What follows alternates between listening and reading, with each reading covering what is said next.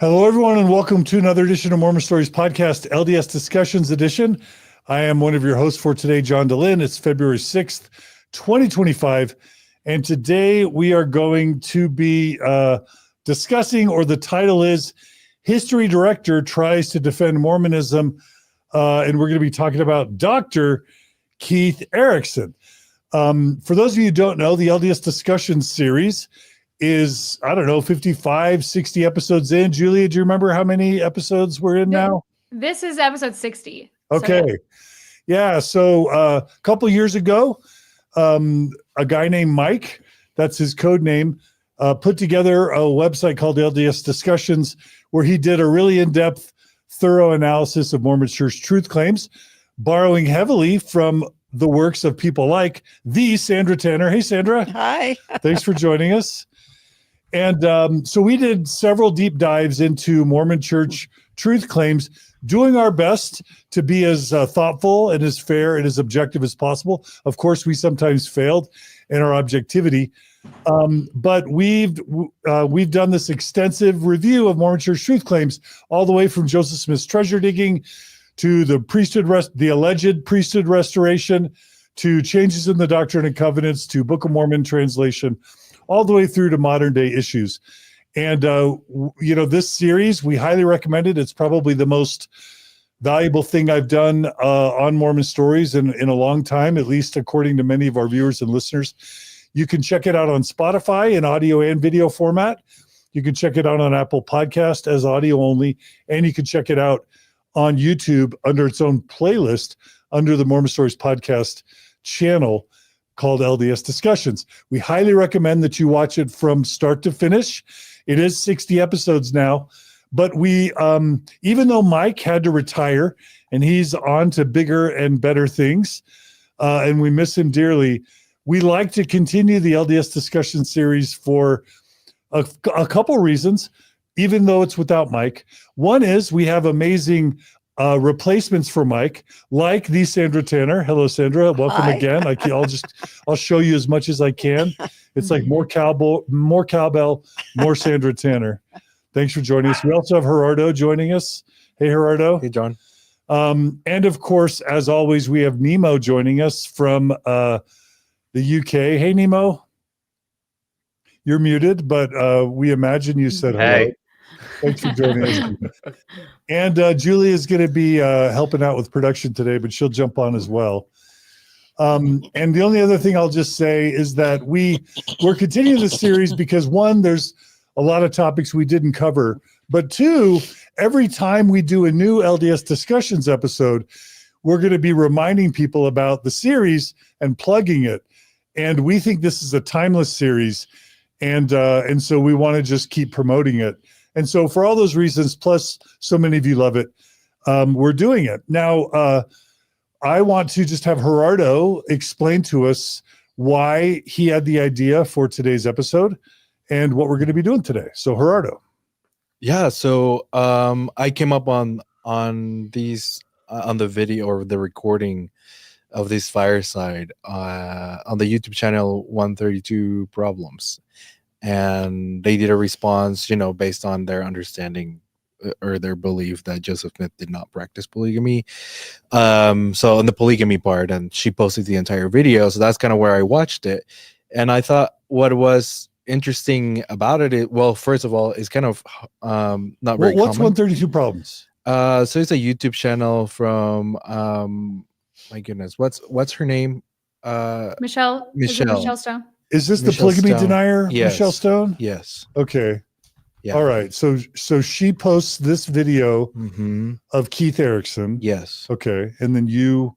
Yeah, and I watched the fireside. Okay. And it's kind of hard these days to find recordings like this of firesides when someone that works at church headquarters is going to an entire stake and talking about difficult problems with church history. So that's why I thought it would be interesting to cover it, because he's speaking in his official capacity as a church employee, someone who has been working in the church history department, and also to an entire stake with the stake president behind him. So it's kind of like endorsed, right? And I thought it would be interesting to point out how the church is defending itself these days. Okay, that's fascinating. We I think I did this once with Patrick Mason when I've got a copy of a sort of an apologetic fireside he did, but I think that's really really useful. Okay, so we're going to be reviewing a formally church approved fireside where church employee and history PhD Keith Erekson tries to explain a lot of the problems with Mormon church history and truth claims. Is that right? That's right. Okay. And he covers tons of different topics. He goes through them super quickly. I picked just a few. Maybe we could do a part 2. Depends on how people like this one. Okay, so we're not doing the whole. But we're not doing the whole. Yeah, it's just too long. He went and spoke for 2 hours nonstop. Okay. And he was literally going through topics so fast. So which topics are we covering today? So Meadows Massacre, mostly polygamy, because that's the one he spent the longest on. And then if we have time, a little bit of Book of Abraham. Okay. Yeah. Okay. Sandra, tell our viewers and listeners just really quickly who you are, because every generation needs to know who Sandra and Gerald Tanner were/are. Well, my husband and I, Gerald, were raised 5th generation Mormon. And when we were in our late teens, we were confronted with contradictions in LDS church history that caused us to start researching. And we ended up spending our whole life writing and researching on the problems of Mormon history. We formally left the church. And in order to leave, we had to be excommunicated because back in 1960, you didn't get to resign. You only got excommunicated. So anyways, I've spent my whole adult life writing and researching on the problems of Mormon history. And if people want to check out the many, many books and publications you and Gerald have published, how do they find them? On our website, utlm.org, we have digitally put up almost all of our research books and writings through 60 years of research. So almost any topic these guys are going to touch on is probably in something we wrote. Yeah, absolutely. If you value Mormon Think or the CES letter, or basically any modern work of Mormon history, in some way or another, you have Gerald. You're standing on the shoulders of the Tanners. Is that fair? I hope so. Okay. All right. And of course, just to do the plug, Nemo, you're the chief dog at Nemo the Mormon YouTube channel, right? Mm-hmm. Yeah, UK's leading commentator on the church. And this episode actually has a bit of a European perspective, because Jessica Frankel's in the chat telling us that this was in Germany to answer questions. It was quite an empty sort of building.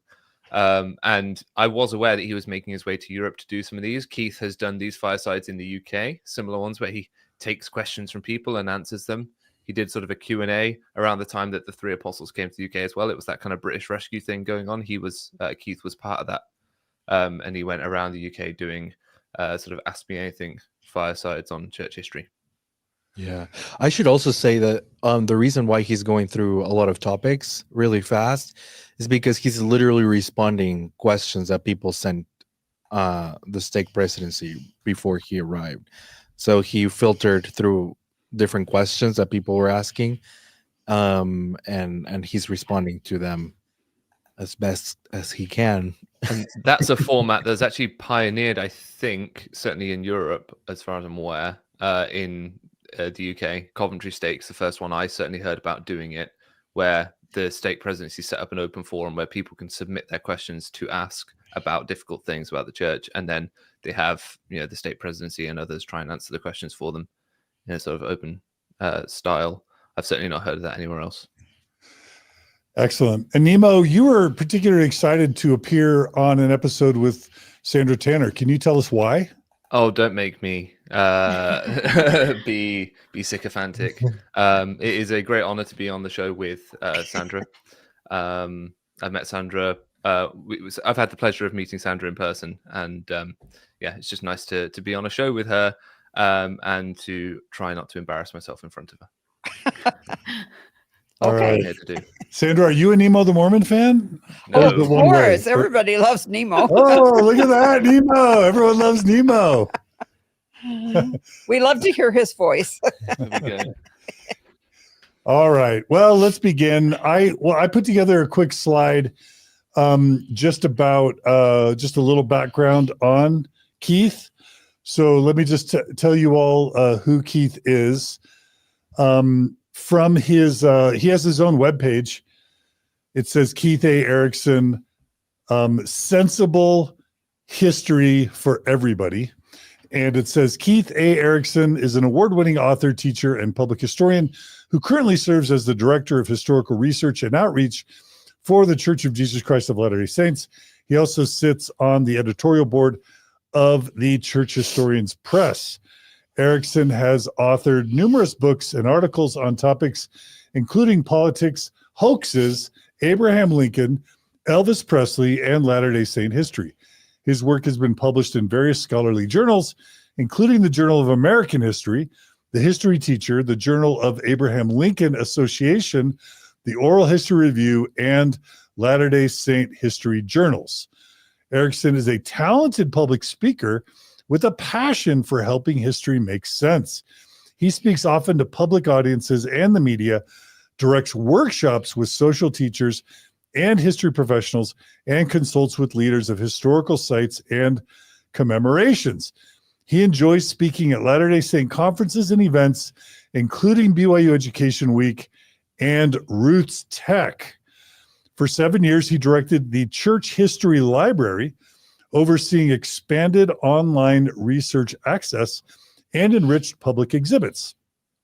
Before leading Church History Library, he was a tenured associate professor of history and founding director of the Center for History Teaching and Learning at the University of Texas at El Paso, or UTEP. I'll stop there. It says he grew up near Baltimore, Maryland, and now lives near Salt Lake City with his wife and children. And then the only other thing I will add is that we looked up to see what degrees he had. He has a bachelor's in sociology from BYU, a master's in history from BYU, a PhD in history from the Hoosiers, Indiana University at Bloomington, and then finally, for some reason, 6 years after he got his PhD, he got an MBA, a master's in business administration from UTEP. It's because you can't be successful in the Mormon church without an MBA, John. Didn't you know that? Oh, no. I thought it was a law degree. I thought all Mormon historians were lawyers. It's a law degree or an MBA. You need one of those two things to get ahead.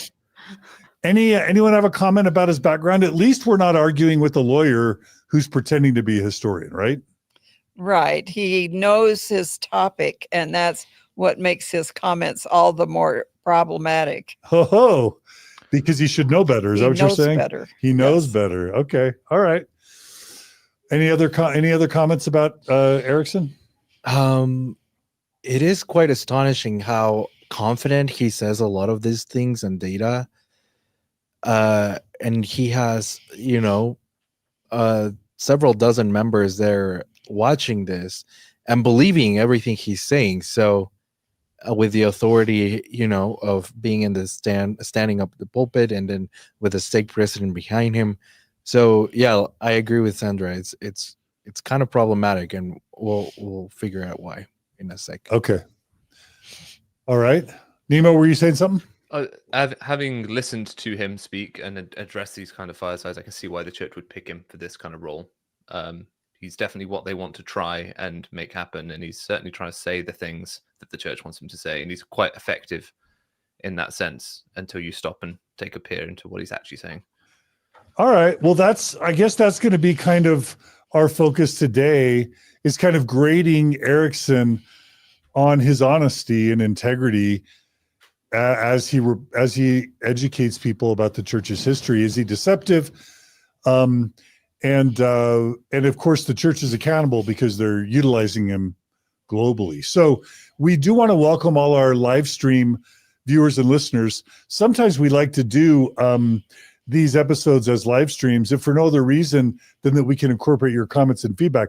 So y'all can kind of be the judges here, and y'all can let us know if you like the stuff he's dishing or if you don't. We also want to thank everyone who is in the position to show us support. We just got a live chat from a super chat from Lady Bratface. She writes, "This is the full dream team. Love you all. And the only thing I would argue is that we miss Mike. But other than that, thanks, Lady Bratface, for the super chat. And Mike, we love and miss you."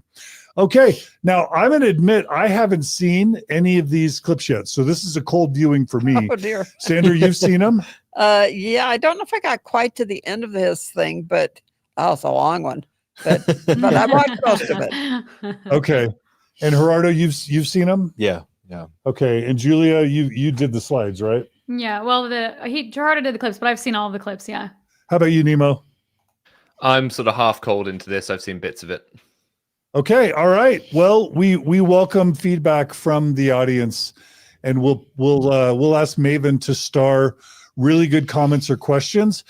And specifically, Maven, if our viewers or listeners either have good questions or really have strong opinions about either Keith Erekson doing a super good, honest job or being really, really deceptive, we want to hear feedback. And we're going to let our viewers and listeners sort of grade Erekson along with us. All right. So without any further ado, should we go ahead and go to the first clip? Let's do it. Is there anything, Gerardo, you want to say before we start? There's a lot of introduction that we already did. So we skipped through it, a lot of that. So he's going to get right to the first topic, Mountain Massacre. Okay. All right. Well, let's go ahead and check out the first thing he has to say about the Mountain Meadows Massacre. I'm not seeing there we go. Okay, let's go ahead and play it. So people are always encountering things from church history they didn't know, and then they get upset. They're like, why didn't I know that? And sometimes people have taught that thing before. And then once you teach it, you get kind of invested in it. Maybe you got in a fight with someone about it on your mission with your mission companion. And for years, you've known you were right and your companion was an idiot. And so when we encounter things that we didn't know, in the kind of conspiracy culture war model, the mindset is to think, well, the only way I couldn't know that is if someone was hiding it from me. Because clearly, I know everything. You can hear the hubris in there, right? Here's another example from the messenger God called on the earth today. A few years ago at General Conference, President Nelson got up and he said, I have been studying the gathering of Israel for 40 years. And he had all the footnotes. You do go back. He's been talking about the gathering and Abraham, the Abrahamic covenant since the 1980s. And then he said, imagine my surprise when I was studying with some Jewish scholars and I learned another meaning for the word Israel, let God prevail. You remember this talk? And he talked about it. But you notice how he said it. He didn't say, I can't believe the Jews have been hiding this from me all this time. He stood up in front of the entire world and he said, I'm 90-something, because it was a few years ago, back when he was a baby in the 90s. He said, I'm 90-something years old. I am the president of the church, and I didn't know something. That's the model. If I don't know something, if only there was a word for I don't know a thing, and then now I know it. Oh, someone was hiding. No, learn. That's the word. That's the word. Sorry, so I guess there was an intro, but basically he's talking about if the church is hiding history, which I think it would be something to start with. Yeah, so it sounds like he's basically making the argument that the church has never really hid its history. What did you hear, Sandra? Well, yes, and that's a bit of a surprise to me because my experience was certainly that they were hiding church history. They were hiding the different accounts of the first vision. Who knew about the 1832 first vision in 1960 when Gerald and I were researching the first vision? We asked about that. Nobody was publishing it. It wasn't until after we made an issue of First Vision stuff that finally it comes out in Joseph Fielding Smith had been hiding that account and finally let Dr. Cheeseman at the BYU have it for a thesis. But they do hide church history. And he's going to go on and talk about Mountain Meadows. It was certainly hidden from my family. I mean, my great-grandpa participated in the massacre. I didn't grow up knowing anything about that. They were all sworn to secrecy. Yeah.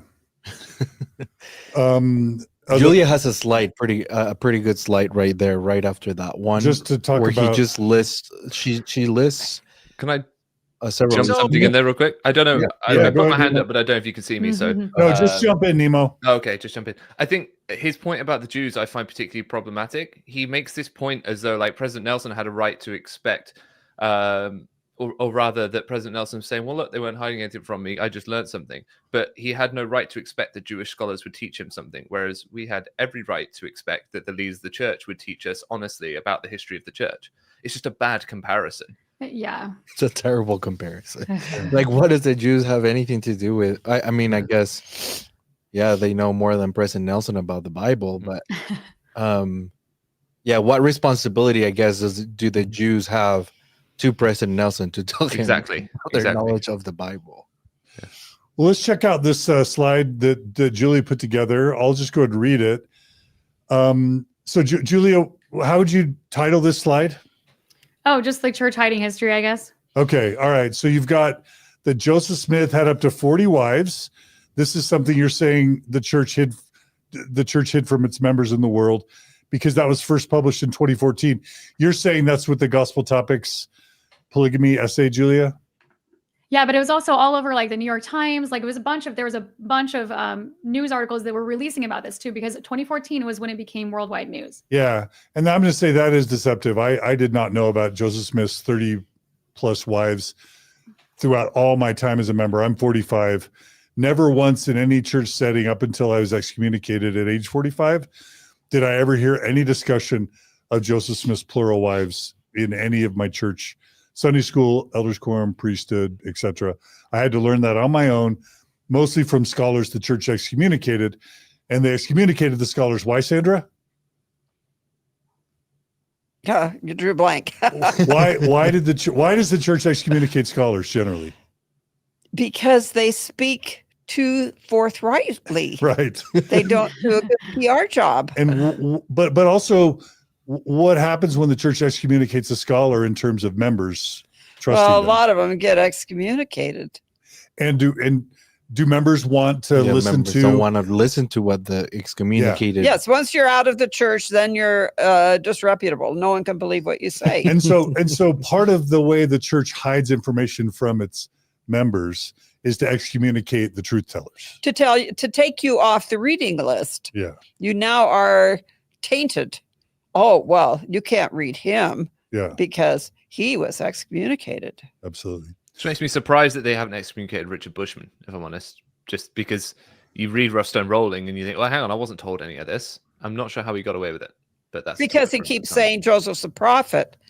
And as long as you keep saluting the flag, they keep you on the roll. Yeah. Okay. I should have done that. There you are. Where were you, Sandra? Well, you clearly saluted the wrong flag. Oh, well, I always have from my birth. You guys rejected that Yes, there flag. you are. That's I your was problem, I expecting you to guess. pull out your Union Jack and wave it around. I don't have it with me, darn it. Okay, all right. Okay, let's go to the next bullet. The church has hid, according to Julia, the fact that the church has physically owned a seer stone. Well, also like we've talked about it. Hang on, we've talked about some of the LDS discussions episodes before, where like none of the manuals or none of the church materials were they even publishing about the seer stone, and we've tracked that before. So yeah, that, like in my take, the church is hiding that. Yeah, and I remember it was a big deal that in 2015, the church released, as far as I know, its first official formal photo of one of the many Joseph Smith seer stones that it Right. had in its vault for 100 plus years, Sandra? Yes. Yeah. Okay. Sandra mentioned the 1832 account of the first vision. It wasn't published until 1970. and it was only published 6 years after the Tanners published about its existence. So you were instrumental in the church coming clean on that one. Yes. But their hands were forced, right? It wasn't They like, were forced to come out Yeah. with the discussion of the different accounts. yeah. Okay. The next one is that the Book of Abraham was not a literal translation. Again, the church first admits that, according to Julia, in 2014. Again, I'm assuming with its Gospel Topics essay. Sandra, you spent several decades trying to get the church to own up to the translation problem, right? Right. We were writing about this in the late 60s. Gerald did an article in Dialogue where he showed the papyri have nothing to do with the Book of Abraham. It's all a hodgepodge of how Joseph reconstructed the facsimiles. So it takes them, 50 years to get around to saying, well, okay, yeah, he didn't really translate the papyri. Yeah. But it took 50 years. Yeah, that's right. Julie has a few more things she lists as possible things the church has hidden: post-manifesto polygamy, the origins of the word of wisdom, the Adam God theory. I mean, the church has kind of acknowledged Adam God theory, right? Not really. No. There's actually, so you know how they've made like now dozens of little gospel topic essays? Adam God theory is not there. Is the only one one of the probably only ones that they have not. There's also addressed. not one on like Book of Mormon historicity, like No, like anachronisms Right. and that sort of right. thing, right? Archaeology, right? Yeah. Yeah. Sandra, and I know that one of the reasons Michael Quinn was excommunicated was because he was publishing on post-manifesto polygamy. Is that right? Right. He did a big article in Dialogue that really put out a ream of facts on polygamy in early Utah and in early Joseph Smith period that nobody knew, so that it was very startling to people to read his articles on this. Yeah. Any other big omissions, Sandra, that you can, I don't mean to put you on the spot, that the church continues to hide from its members? Well, those are probably Those are some the of big the ones. classic ones. Yeah. So I guess, how do we grade Keith Erekson in terms of sort of communicating to the membership in mass that the church has never hid its history? Well, Well, he's gaslighting us. Yeah. it's victim blaming. He's like, why are you guys assuming that you would know everything? That sounds a little hubristic, doesn't it? For you to think that you should know everything if you discover something you didn't know. But it's a straw man, because that's not the argument people are making. The argument people are making is we were taught something that wasn't true, or we weren't taught the things that were true by the people we would expect to teach those things to us. That's Yeah. right. Okay. Well, so far out of the gate, Keith Erickson's not doing so great. Let's go ahead and go to the next clip. Mountain Mouse. This is about Mountain Meadows Massacre? Yeah. Okay. Sorry. And we should mention, Sandra, do you remember how the church treated Juanita Brooks when she finally came out with her historic book on the Mountain Meadows Massacre as a faithful member? Do you remember?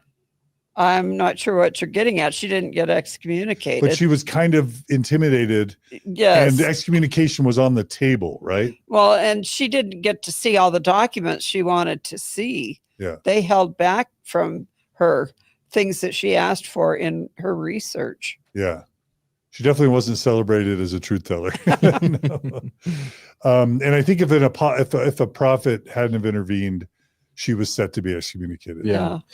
And it's a book that's largely stood up to scrutiny over time. Oh, right? yes. Yeah. Yes, it was it was an amazing book, especially for the time period that she did it. What was that, in the 40s? I don't remember when she Yes. first came out with it. Pretty early. But back in that time frame, so amazing research that she did. Yeah. What's even more preposterous about what he's about to say is that the church has now come clean on the Meadows Massacre. You know, Barbara Jones co-author a book with one of the most important historians, official church historians, Turley, about the Mountain Meadows Massacre. So the fact that the way that he's going to talk about it, it's kind of alarming to me. But let's listen to it. Okay, and really quickly, just because we always love when Dan Vogel is here and contributing. Dan Vogel reminds us that the church is still hiding the William Clayton journals. Yes, but he goes on in this fireside to say, "Oh, the church is going to publish them finally this year. We're going to publish them." Why are you laughing, Gerardo and Julia? It's just funny that he says that we're not hiding anything. It only took them 100 years to get around to this, but All right. Okay. Well, let's go ahead and go to the next clip. I wonder how much is going to be redacted. But Oh, right. from the That's foul. Okay. Let's go to the next clip. But the question behind it is, this was about the Mountain Meadows Massacre. So if you go in the John the Baptist one, there is a little brief summary of the Mountain Meadows Massacre. About 20 Latter-day Saints in 1857 murdered 120 people from Arkansas. It was done in cold blood. There is no justification. They will stand before God to be held accountable for the sin of murder. There's nothing we can say about that. Now, some of the rumors around it were that Brigham Young authorized it or ordered it. That's false.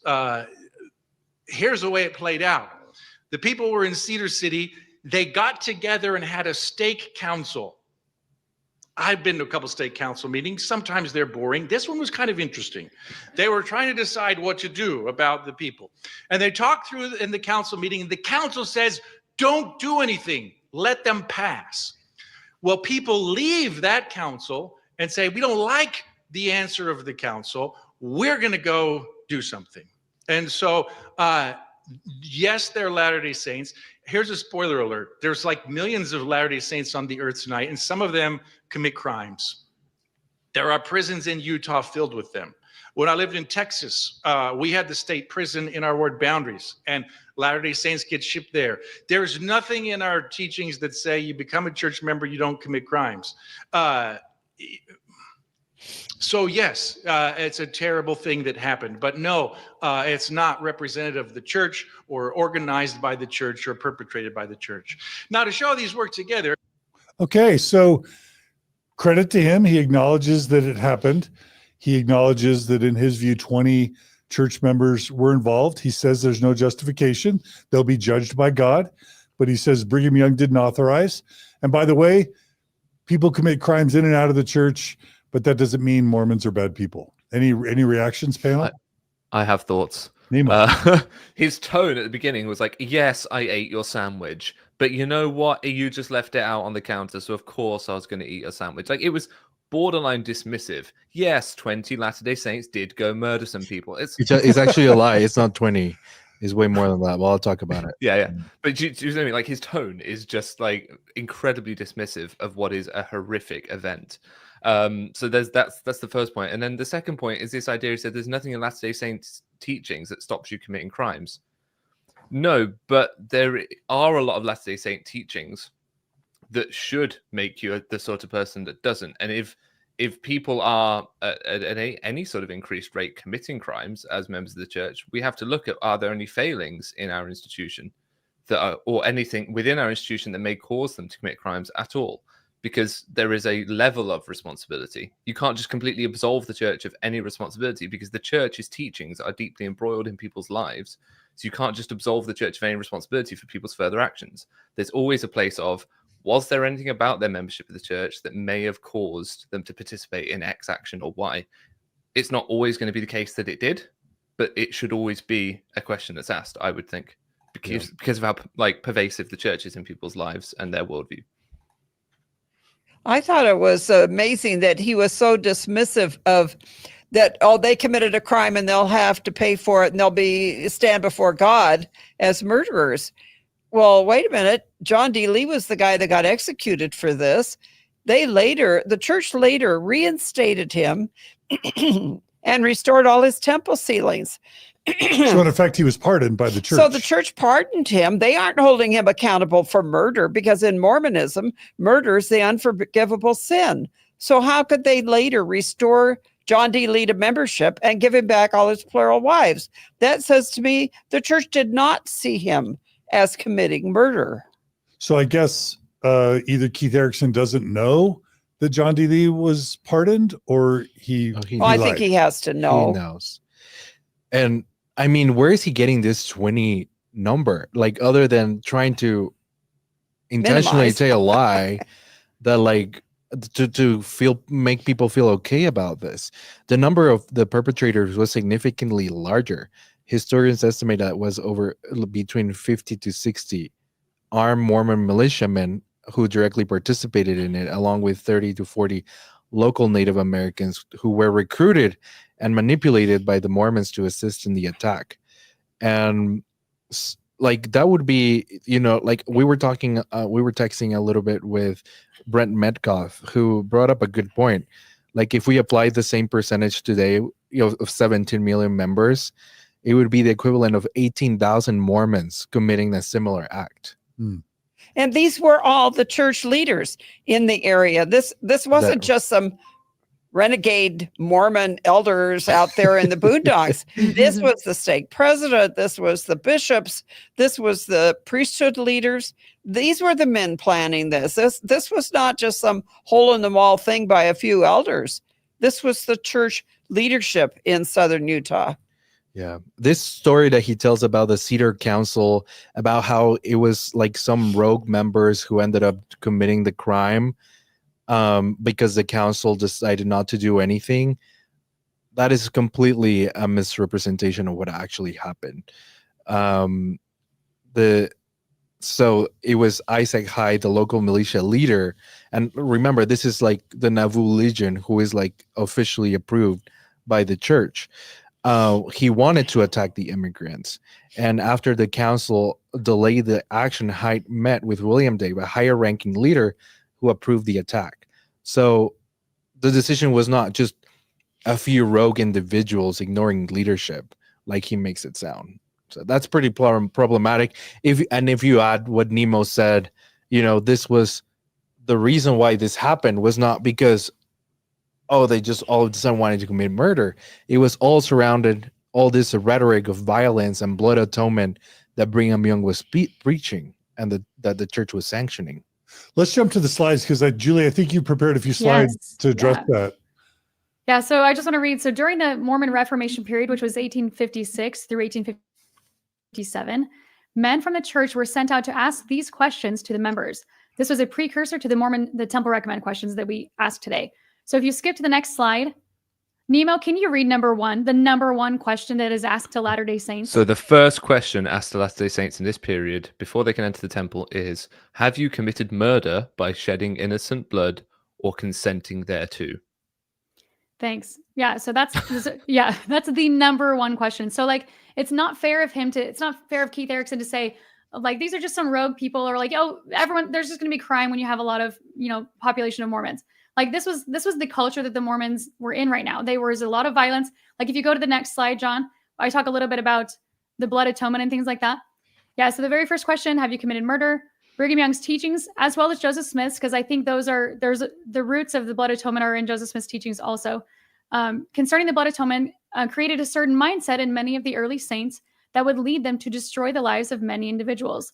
The blood atonement is the doctrine that there are some sins so severe that Jesus Christ's sacrifice alone cannot atone for them, and so the blood of the sinner must be shed. So this is just how Mormonism is right now. And so like that, it doesn't surprise me at all that this whole thing is happening with the Mountain Meadows Massacre. Yeah. And, I just say, from everything I've read from objective historians, Brigham Young is your great-great-grandpa, right? Yes. And from everything I've read, whether or not he actually commanded it, number one, he did command at least one genocide, which was of as I understand it, were they Paiutes in kind of Utah County area?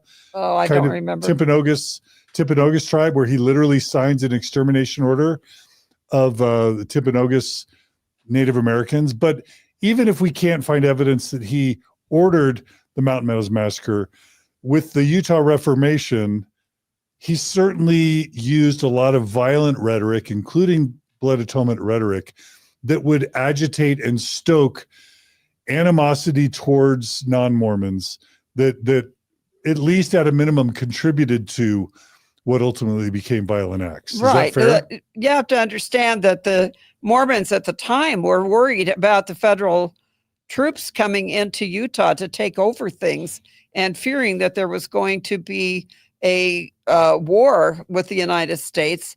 There was a lot of tension. So, and there were reasons to want the wagon train supplies because if they were going to go to war with the United States, they needed the supplies in that wagon. So there were many reasons coming into why this particular wagon train would have been picked, but it was the rhetoric that was going around stirring up the people with hate towards the outside world, hate towards the Gentiles, fear of the outside world that all played into this. Am I wrong in thinking that the oath of vengeance for the death of Joseph Smith played a part in some of this? Absolutely. Because of where the wagon train was coming from and the people that they thought were involved in the mob that killed him?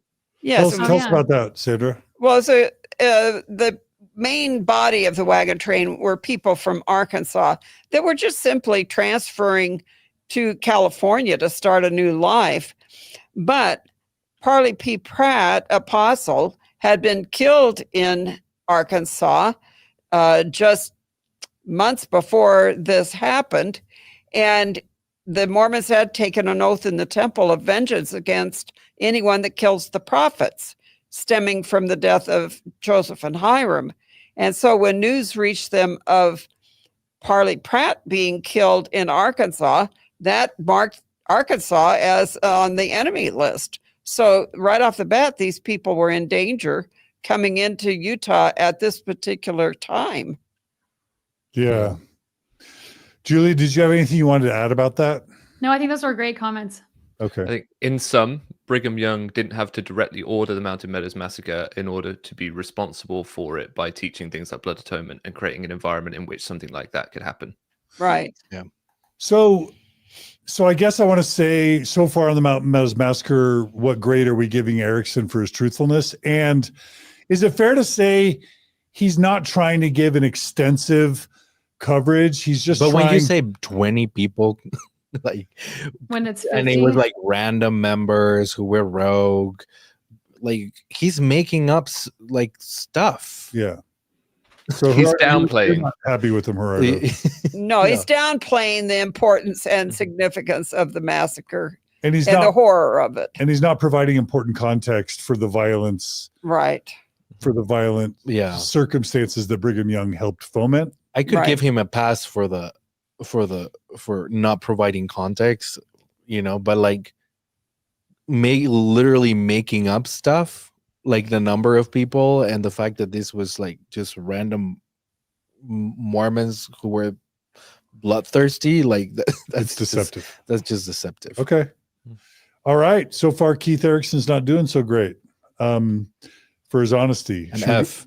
We should give him an F. if he keeps going, Julie, I'm going to have you rename this episode History Director Deceives Mormons about history, and then name him in the title, because if It gets worse. it gets worse. Yeah. Well, Wait that's not until we good. get to polygamy. Okay. All right.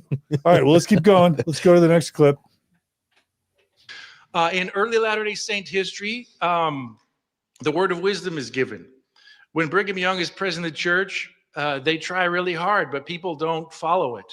And because frankly, all the people are addicted to it. They were addicted to it long before the 1830s. And so during Brigham Young's presidency, they basically say, well, let's stop really teaching it to the old people, and then we'll teach it to the rising generations. They're not addicted yet. Let's teach them to do this. And so the first people for whom living the word of wisdom was a requirement for a temple recommend were full-time missionaries, young people, 19, 18, 20-year-olds, as they go out in the field. And so that happened in 1918. And then it was in the 1920s when it became a requirement for every church member. A few years ago, they raised the bar on mission. Okay. What's the problem with that? This was not a terrible one, but like it was kind of interesting just this story about the word of wisdom, and I think it's a lot more complex. The story, it's also was a little hard to hear about. The reason why it was not implemented outright was because people were addicted to it. Like this idea that Mormons have, like if you drink one sip of coffee, you're gonna become addicted to it. So like never do it. So playing into that idea, but Julia, I'm curious to what you thought about it, because you know a little bit more about the history on the word of wisdom. You did some research on it. Yeah, so I have made a slide. Is it up? There we go. There we go. Yeah, so there's a slide that I made. So the first 9 prophets did not strictly abide by the word of wisdom. And how many are there? What is Nelson? Is he like 15 or what is he? Is he close? What number is he? Yeah, what number 17th, is he? I think. 17th. Okay, yeah, so like half of them. Like, right? Anyway, I just think that's interesting. And if you go to the next slide, I'll give a little bit more information. Okay. Yeah, so like Joseph Smith, he regularly partook of tea, coffee, and wine, and he smoked a pipe. Brigham Young, he said once, if a person is weary, worn out, cast down, fainting, or dying, a brandy sling, a little wine, or a cup of tea is good to revive them. Do not throw these things away. In fact, he was instructing the saints to carry them across the plains, which Nemo and I were talking about before the episode aired. Yeah. John Taylor drank tea, coffee, wine, and he smoked a pipe and tobacco. Wilford Woodruff drank brandy as well as port wine and coffee. You can see all these in their journals too. Lorenzo Snow, he drank wine. Joseph F. Smith also drank wine, and he had a history of physical abuse that some theorize might have been enhanced by the alcohol. There's stories of him abusing his neighbor, his sister's teacher at school, things like that. I think even his wife. Heber J. Grant struggled with alcohol, drinking as many as 6 glasses of beer every day. And in 1921, he made adherence to the word of wisdom a prerequisite for the temple admission. But George Albert Smith, he took brandy for medical reasons. And one of the funniest stories to me is David O. McKay. Once, to everyone's surprise, he ate a rum cake. And they were like, whoa, why are you eating this? This has rum in it. And he says, the word of wisdom forbade drinking alcohol, not eating it. Anyway, so I thought this was a fun, like just a little overview of like not all the prophets strictly adhere to the word of wisdom. And Keith is just not mischaracterizing it, I guess. But anyway, what are your guys' thoughts on that clip? Well, we were all raised on this faith-promoting story of how Joseph Smith refused to take, was it whiskey or whatever that was offered to him on his leg surgery as a boy. And this was our wonderful example of why we should keep the word of wisdom. And yet now he's going to say, oh, well, the early guys, none of them kept it. That's okay. It didn't become law until in the 1920s. Well, then why were we never told that? We were told, oh, no, from day one, Joseph was this great example of refusing alcohol, which how many of us knew that he had wine the night that he was in the Carthage jail before he was killed? We didn't get that in seminary. I didn't anyways. Yeah. No. And you've got John Taylor saying, some have said, it was for this reason or that reason. No, it was just to lift our spirits because we were down. It's, it's very clear why they were drinking it. And I think it's interesting when you read D&C 89 that it's sent not by way of commandment, but by way of a word of wisdom. So it's in the revelation that, hey, you don't have to do this. This is advisory almost. Well, but that was never the narrative we were given. Sorry, Sam. Well, you have, I don't remember what year it was. The book came out, Brigham Young's letters to his sons. Mm-hmm. Wow. When was that? In the 80s or something? And that caused quite a ruckus because in it, Brigham writes to my great-grandpa Brigham Young Jr., who was on a mission, I think, in England at the time, that he hoped he'd been able to give up tobacco because Brigham hadn't used it for the last year or two.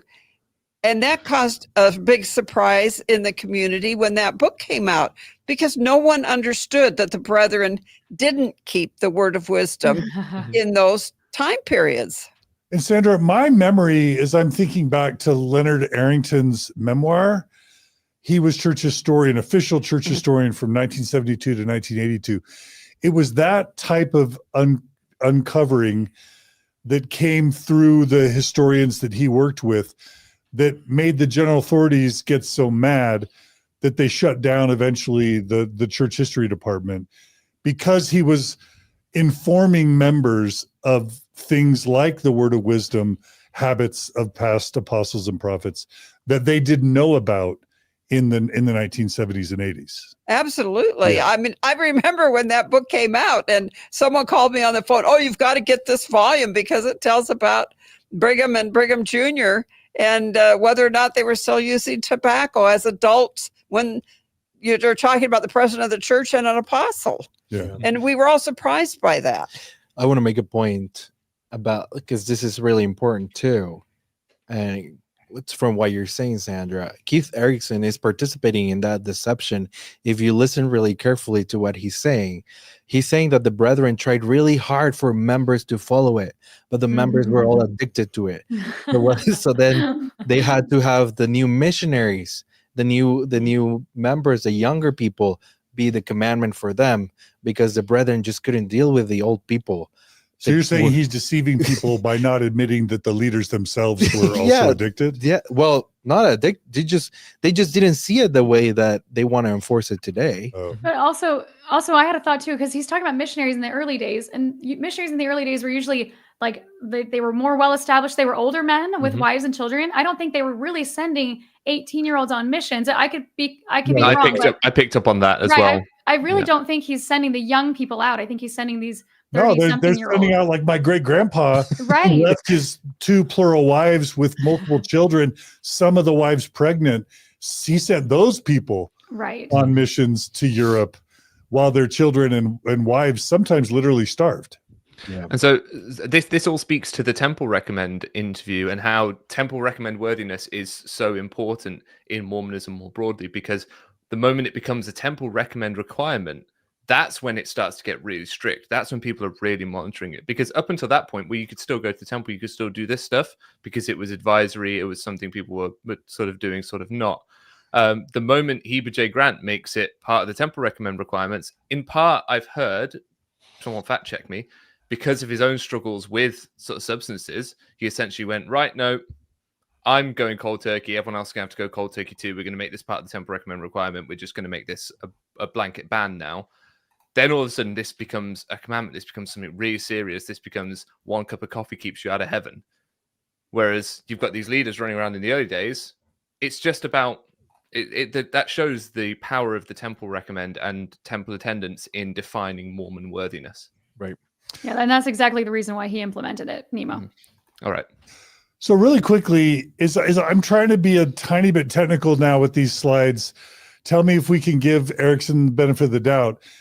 Technically, this slide presentation you put together, Julia, a lot of these instances technically aren't violations of the word of wisdom, because like Nemo said, at the time, these prophets, seers, or revelators were drinking wine and beer. At least it wasn't forbidden, right? The word of wisdom technically didn't forbid, tell me if I'm wrong, it didn't forbid beer.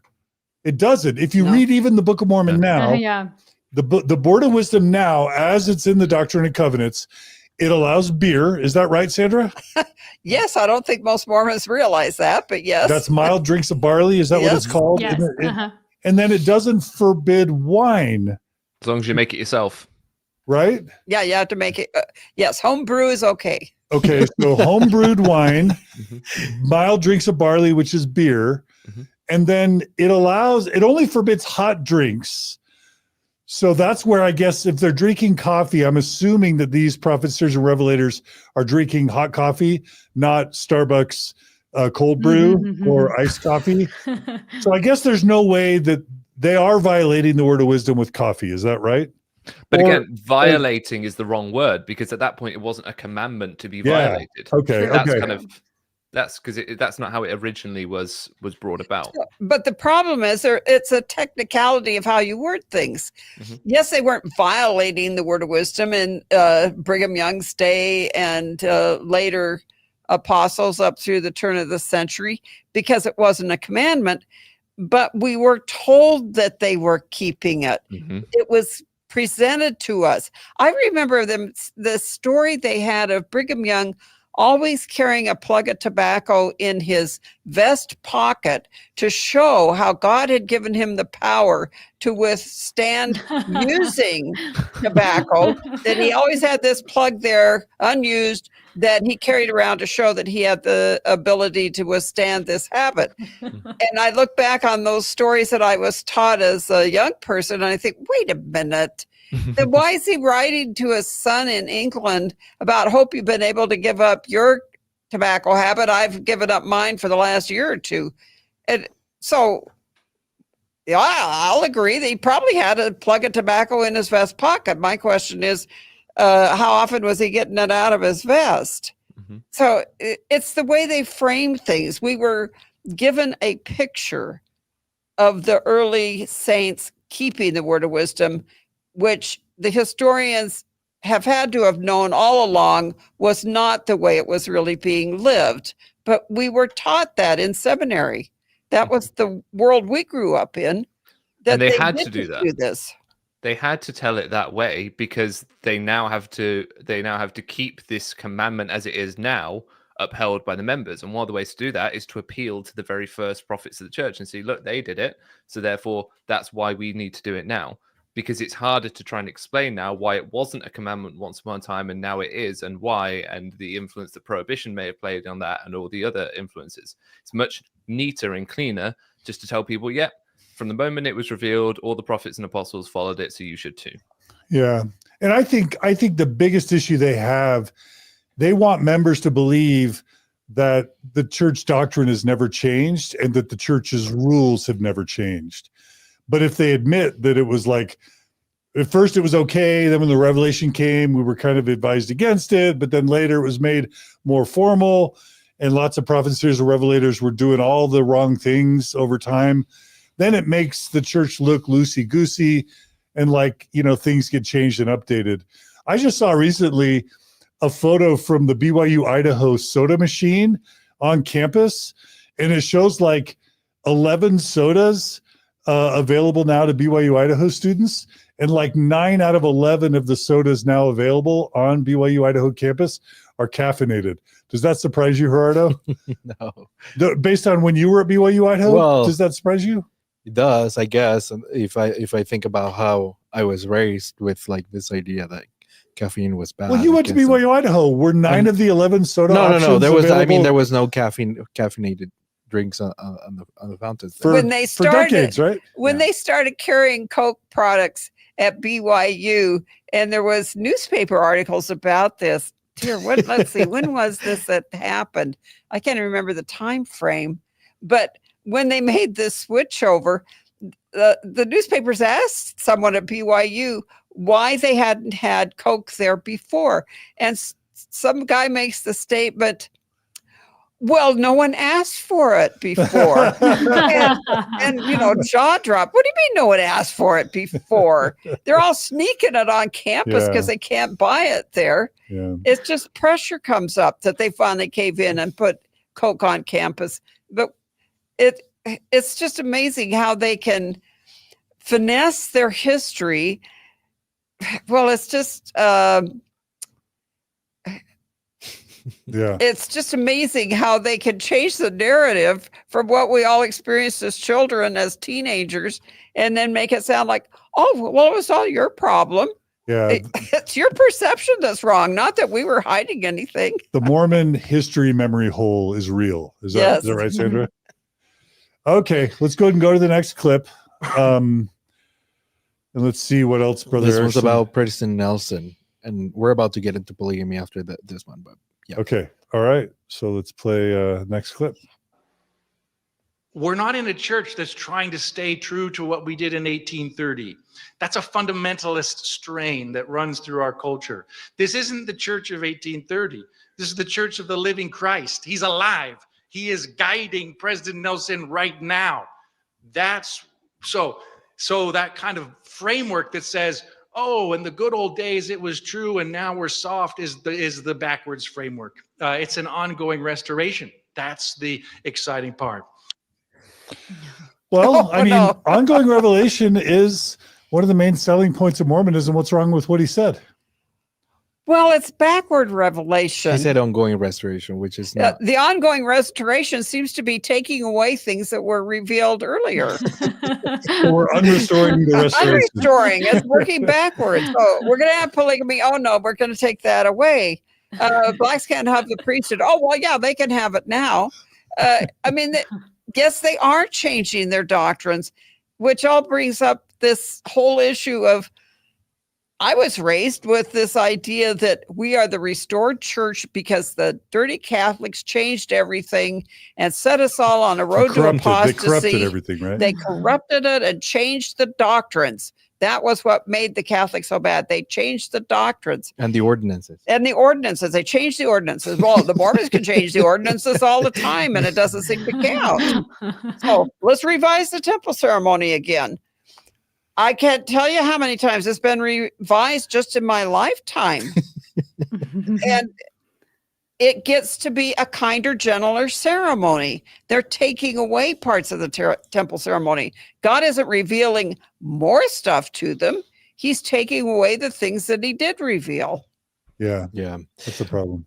But and there have people that have raised this issue, and some historians who have pointed out that this idea of the ongoing restoration is actually a pretty new concept. Like if you go back just a few decades ago, in fact, people were saying that the restoration was already done. You know, I think Joseph Smith said that the restoration had been completed. So this is pretty new, and I think it came with President Nelson of this idea of an ongoing restoration that the church has been talking about more recently. Because if you keep talking about something that keeps being restored, is like Sandra said, then you can make okay to be changing stuff because now we have more light that before we didn't have, you know, instead of like, yeah, but that's kind of interesting. All right. So we've got a slide here. And this is like, it's a slide of Elder Holland. Mm-hmm. All right. Let's see how God, he's going to explain to us how God is guiding President Nelson today. Okay. And culturally, here's kind of what happens. The world is here, and we're more conservative here, and we're not going to do what the world does, you know, live together or never get married or whatever. But as the world progresses, cultures change. They go here, and then we go here, and then they go here, and we go here, and before long, you look up and we're perilously close where we would never have thought to be before. So let's stay fixed on gospel principles and not cultural issues and not the societal commitments of the time. I've said too much, sister. Yeah. Yeah, you said too much. Nemo, thoughts? He definitely said too much, right? He essentially said the quiet part out loud and acknowledged that the church essentially has this habit of staying 10 paces behind societal progress. Yeah, what I just heard is him saying that the church follows social progress. Yeah. Did I misunderstand him? Nope. Yes, they follow way behind. Just slow. Yes, like on the racial issue, a little slow on that one. Yeah. Yeah, whether it's women, whether it's people of color, LGBT, so many issues. Accepting what the historians have revealed about the history of the church, science, right? The validity of science, DNA, yeah, Egyptology, yeah. That's kind of weird that he would. Well, like earlier, Sandra gave some examples of where it's taken the church 50 years to admit what she and Gerald figured out. Yeah, right. In the 60s, right? Yeah. Yes. Yeah, it's kind of silly for them to pretend they don't succumb to the whims of social pressure, right, Sandra? Like in your experience, like I'll just list some things. You tell me if you could think of a precursor. So the church's changing of the temple ceremony. Were there any social pressures that led to that? Well, yes, people were doing exposés and showing how ridiculous the ceremony was, how it related to Masonry, how the ceremony was just copying Masonic wording. And so gradually the church has taken those parts out. And Gerardo, we did a long, extensive series with Dr. Matt Harris called Second Class Saints, which I highly recommend, which talked about the priesthood ban. Do you remember any social precursors to the lifting of the priesthood ban? Yeah, I mean, just so much. Just even just the church was pro segregation. The church was against interracial marriage. All of those things have like changed as society has changed. Not just giving black people the priesthood. What are a couple things that caused the church to change on the priesthood ban? Social pressure, or the church looking like they were like bigots, basically. I mean, yeah, lots of well, protests. It also went into the expansion desire of the church. They wanted to expand into bigger market. And so if you're going to go into Brazil, for instance, where you have a society that's very much mixed, you had the problem of blacks, half black people joining Mormonism. And so the church could see they're going to have to change the racial stand. There were people of mixed heritage joining the church and being given the priesthood. And so it all was an obvious change that was going to have to be made. Yeah. It was an unsupportable position. And I'll just add, when I started my PhD in psychology in 2009, the church was still a member of Evergreen, which was a conversion therapy, organization for LGBT members. The church taught that being gay, that having same-sex attraction was a perversion, that it was an influence of the devil, that you should pray the gay away, that you should, if you're a gay man, you should just marry a woman and it'll go away. If you're a lesbian, you should just marry a man and it'll go away. And they would send a general authority every year to the Evergreen Conference to speak and support conversion therapy. Now, if you fast forward, the church has changed all those things. Why? Because the internet, because of lawsuits against, this church and other churches, because of the brutality and the lack of scientific basis of conversion therapy. And just because of the suicide epidemics that movies like Believer with Dan Reynolds and Tyler Glenn, just beat the church into submission about the LGBT suicide epidemic. That's why the church has softened its rhetoric against LGBT people. Not to mention the rolling back of the November 2015 policy in 2019, right? Mm-hmm. What was the precursor for that, Gerardo? What made the church change and roll back the 2015 Yeah, policy? people were leaving the church. Like, it didn't make any sense. Yeah, people were resigning in mass, right? Yeah. And so the church, what guides the church, Sandra? If it's not revelation, what is it? Public pressure. Is that your opinion? Yeah, I think so. Yeah. Nemo, you agree? Yeah, I think it's that mixed with power. If the church feels like it's losing its power or its control, then it will shift to try and keep that control. It's kind of money, power and influence, mm-hmm. PR, public perception. I call those like the most sacred things in Mormonism. Yeah. I think that's the true threefold mission of the church. Yeah. Yeah. All right. Well, let's go ahead and go to the next clip. Okay, now another part of this question was, since he publicly denied that he did, this is one of the things we talk about in the essay, but let's talk about it in detail right here. So there are about a half a dozen sources that are published in Nauvoo, and one is by Joseph. Well, one is Joseph in a sermon. That's actually minutes in his journal. But he and Hiram published one in a newspaper. Hiram publishes another one. The year before, there's a group of women and a group of men. So we've got about half a dozen of these denials. Now, here's what you need to do as a good historian, as a good disciple of Jesus Christ. I'll start with the bad way to do it. The bad way to do it is to just take a couple of words that you want to make your point, pluck them out, and then throw them at people and say, see, here's this. Let me show you how to do it. We've already talked about the vision of the kingdoms of glory, right? One of the things it says there that the celestial kingdom is for, and here's the whole phrase, just men who are made perfect in the blood of the Savior. Now, I could just take those words, just men, and say the celestial kingdom is for just men. Do you see how I did that? One of my favorite little memes says, I can do all things, with a verse taken out of context. And so, so when we look at these denials, what we need to do is read the whole thing in context. So let me show you what to read for. Every one of them refers to a specific other false teaching about sex. So here's a little backstory, quick as possible.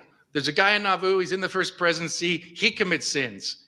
He seduces women, rapes them. His name is John C. Bennett, he's excommunicated. Then he gets angry and he starts going out publishing and saying, the Mormons have invented a thing called spiritual wifery.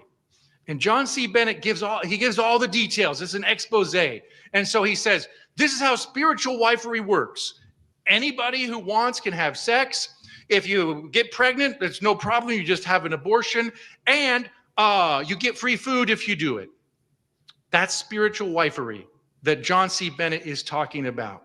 So now, when you go and read the denials, read them. And George A. Smith was later an apostle, young man in Nauvoo. He said, anybody who reads these can see that they were carefully worded denials. So what does he mean by carefully worded? What they say is, we do not teach John C. Bennett's spiritual wifery. He made that up, and we don't do that. Whoa. All right, Sandra, we're going to give you first shot. Well, okay. So he's trying to say that when Joseph Smith prints denials of polygamy, it's this fine wording that Joseph Smith is saying, we don't do John C. Bennett's type of spiritual wifery. He doesn't then go on to explain the way we do plural marriage is this way.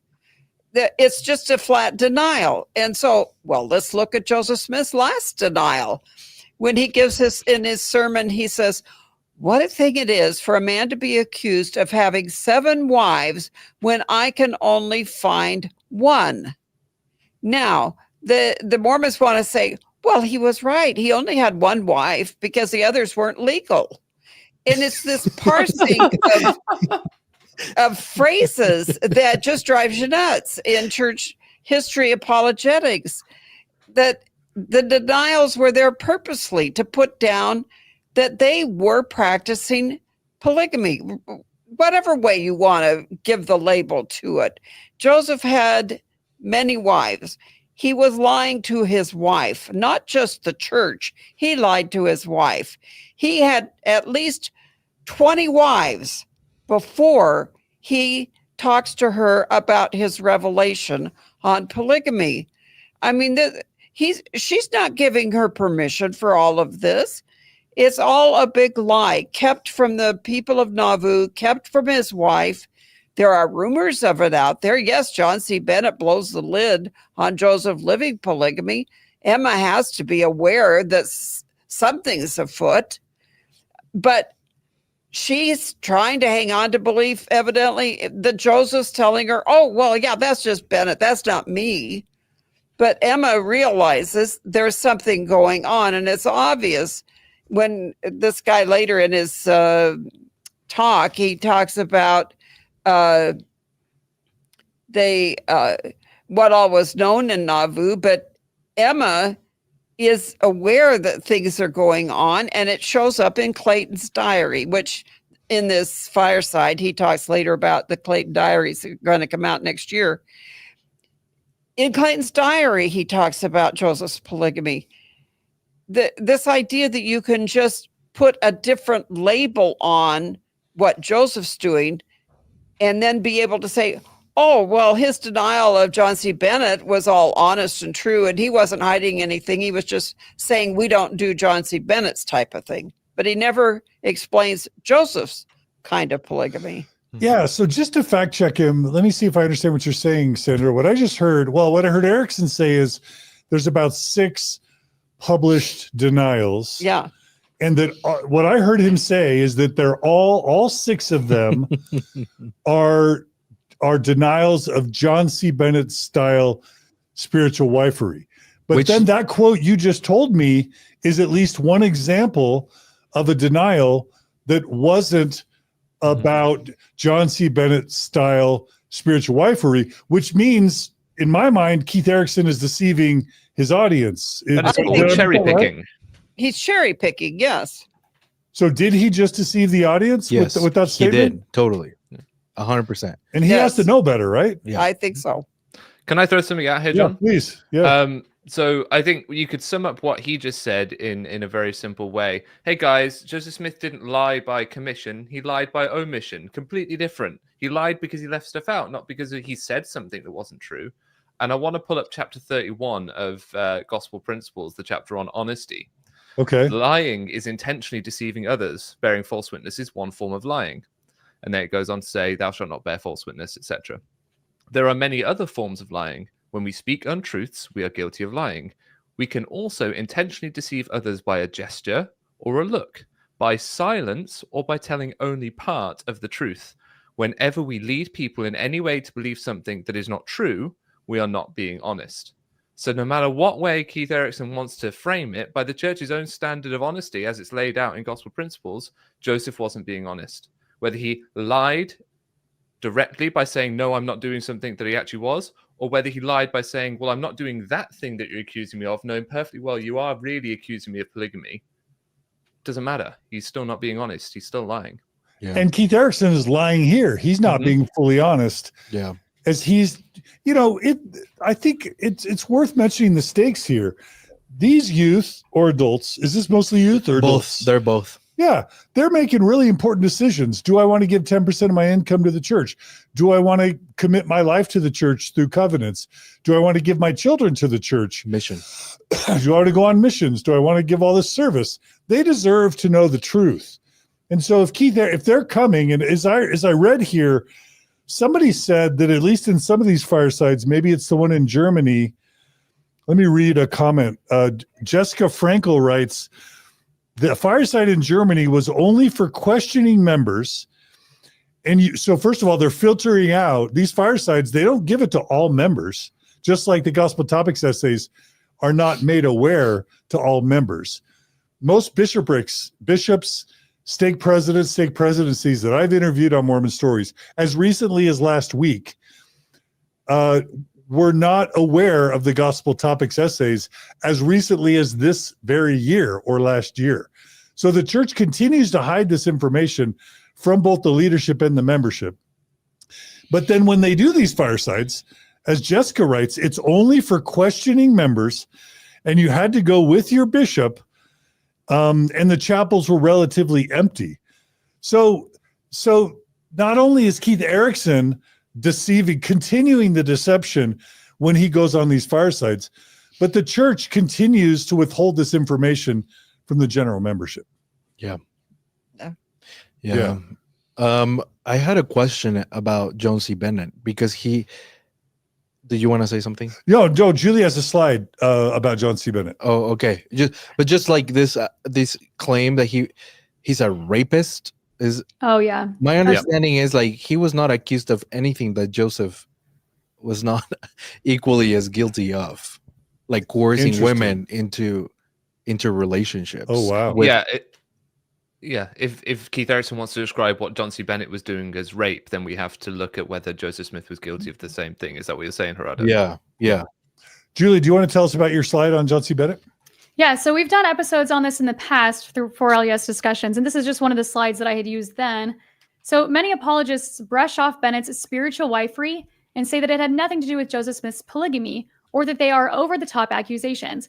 And while his expose had a lot of misinformation, like we've talked about, like the cloistered sisters or the sisters of the black veil or whatever, Bennett successfully named at least 6 of Joseph Smith's plural wives.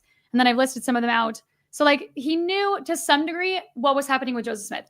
Like, so I still don't have a good idea. And I think Dan Vogel's in the comments. I still don't have a good idea of how apologists want to separate. This is what spiritual wifery is. And this is what Joseph Smith's polygamy is, because to me, they look the same. Like, and I think that's why they look the same to Bennett too. And so, like, I don't understand the difference. I think the the one I've heard from apologists is like Joseph had to authorize it, and John C. Bennett was just speaking whatever woman he found on the street. And approaching isn't that true of the church still today, right? If I go out, or let's pick Sandra, if Sandra goes out and talks about these things, she gets excommunicated, or in order to remove herself from the church, she has to be excommunicated, and people will throw vitriol at her. But if you're authorized to go out and talk about the problems of early church history now that the church wants to admit to it, all of a sudden it's fine. Mhm. Mormon moral standards don't seem to be about whether something is inherently right or wrong. They seem to be about whether you are authorized correctly to do it by a church leader.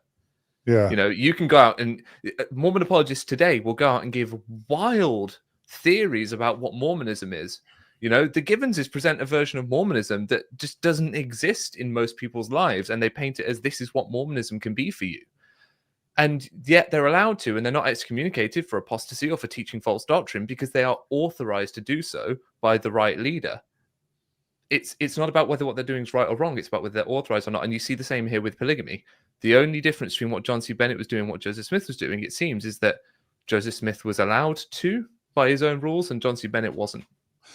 I want to add a comment that Dan Vogel has added in the chats. Dan, we love you. You're with us. He writes, the term spiritual wifery was used by Mormons too. And so I guess what he's saying there is Joseph Smith was trying to distinguish between his righteous polygamy, which would not have been called spiritual wifery, according to Keith Erekson, and John C. Bennett's immoral polygamy, which Joseph Smith is labeling as spiritual wifery. But Dan Vogel is saying that term spiritual wifery was used interchangeably to describe both types of polygamy. Do we have any verification of that on the panel? I believe that's my understanding as well. Yeah. I wouldn't want to disagree with Dan Vogel. Would you, Sandra? No, it all just comes down to Joseph wants to be in control of all of the disbursement of women. Yeah. The other thing I just wanted to add is that who called John C. Bennett? Like by the time John C. Bennett was in power, wasn't he mayor of Nauvoo? Well, he's second in command to Joseph. Wasn't he co-president Yeah. of the church? Like if Joseph Smith was a prophet of God, why did he put a rapist, abuser of women as his co-president?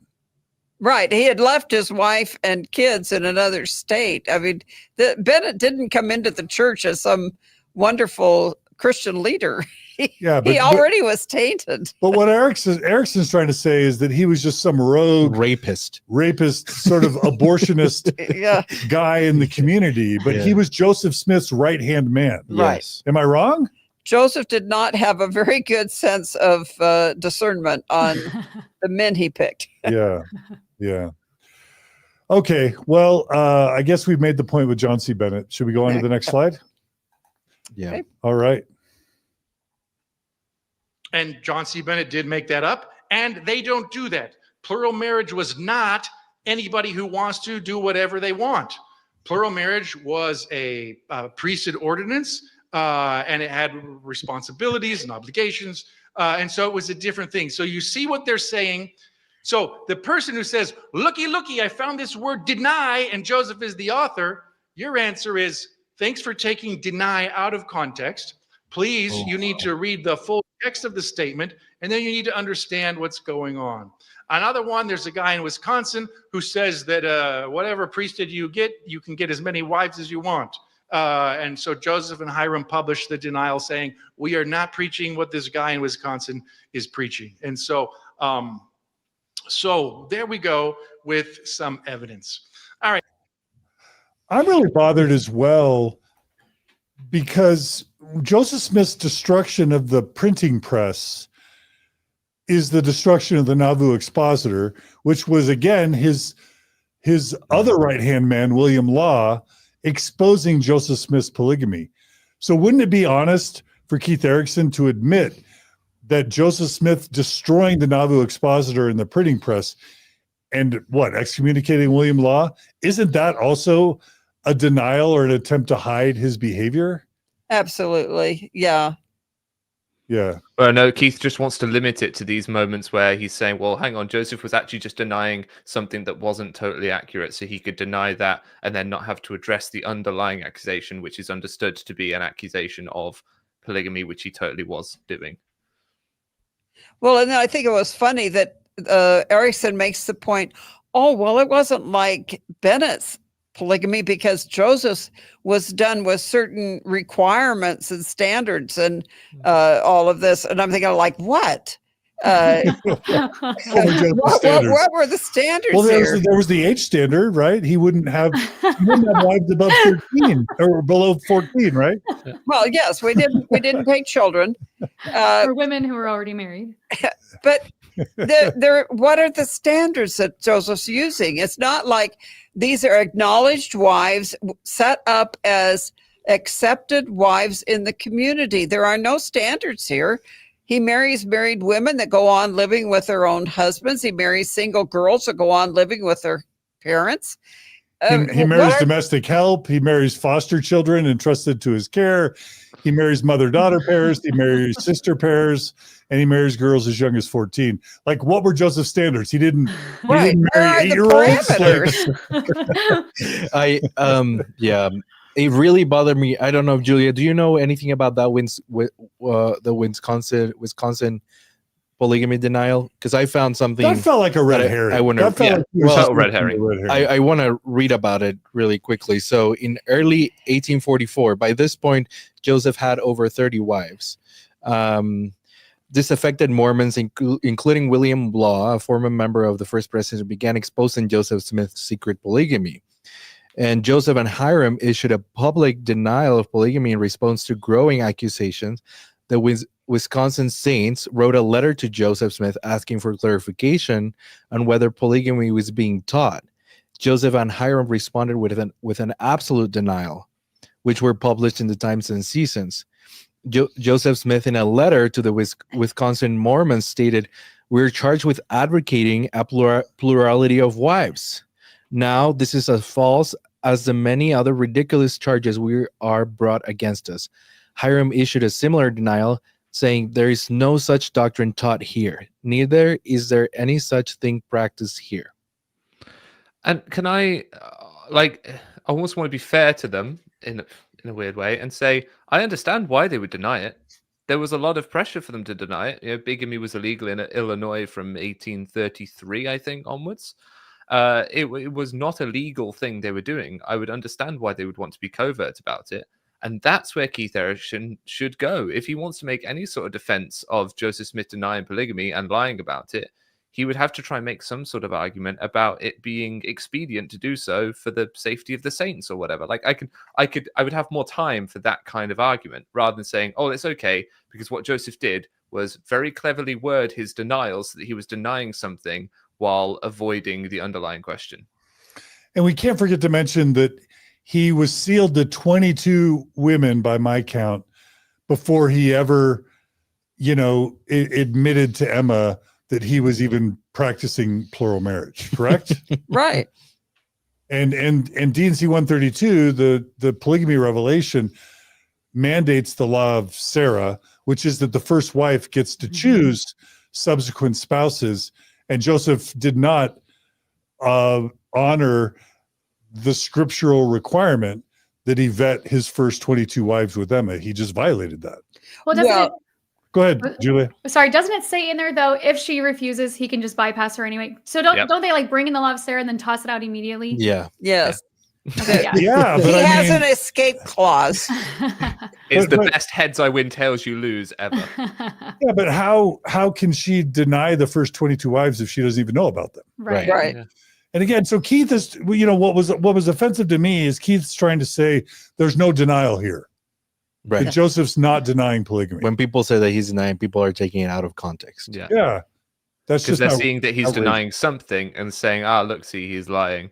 Whereas to Harada's point, what Harada just read, it's almost like he's going to start getting into that Jordan Peterson territory. Oh, well, it depends what you mean by wives. You know what I mean? Like, Yeah. I think we all have to get to a point where we even with the presentism argument, wives means the same thing then as it does now. It's not that long ago. Yeah.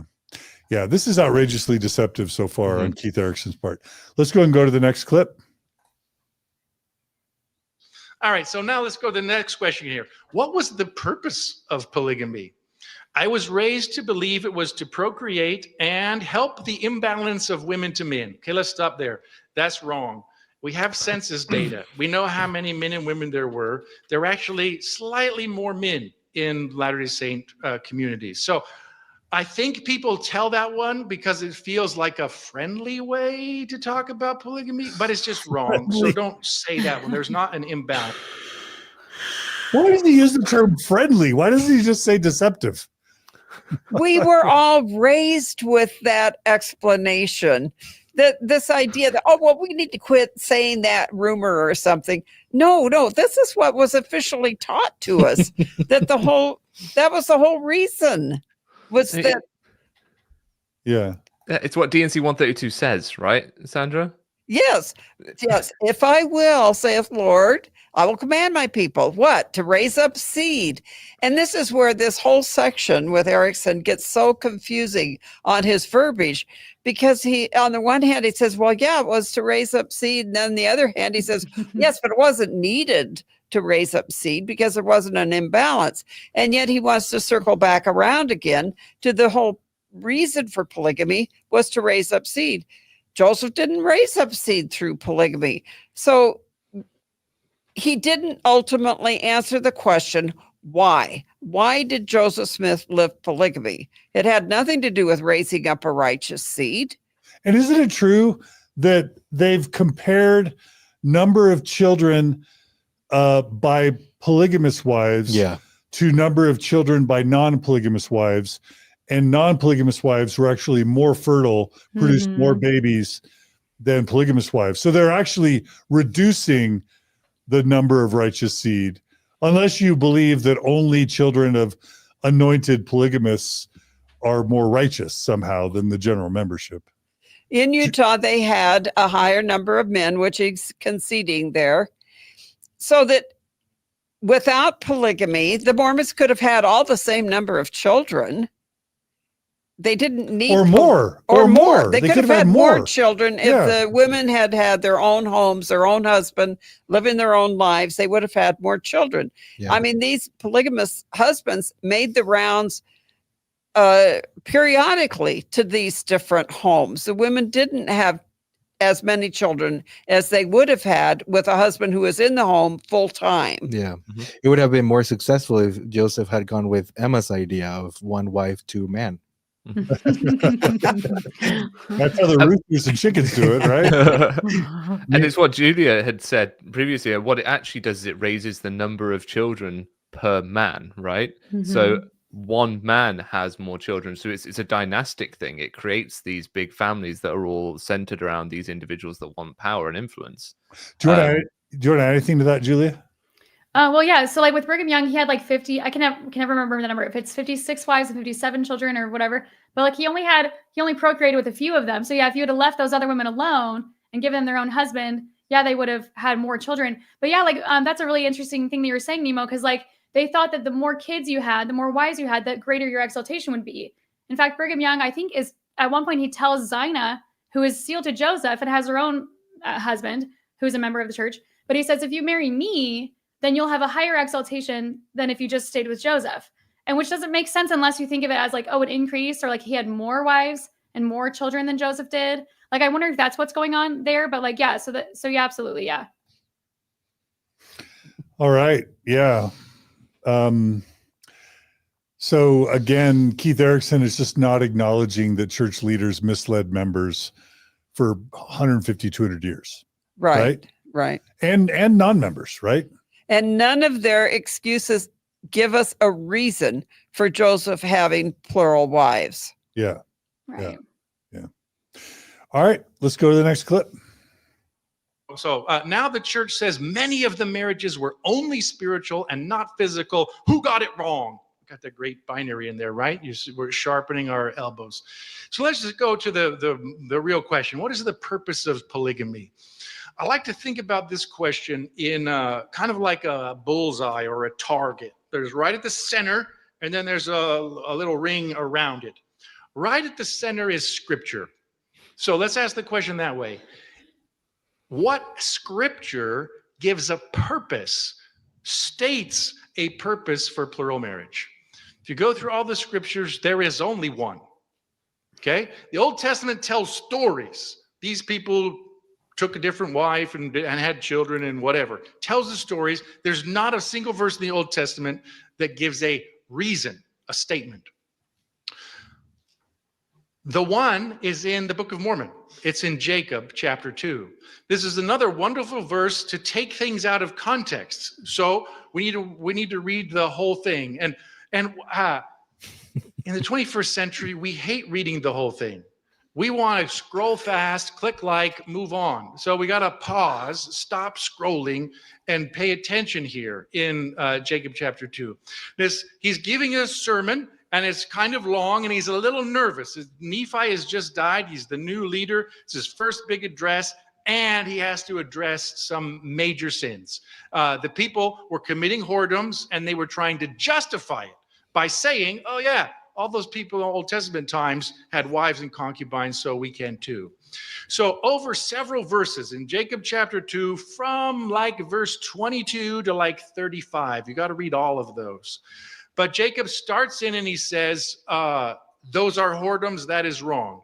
I, the Lord, delight in the chastity of women. The law of chastity is right in there.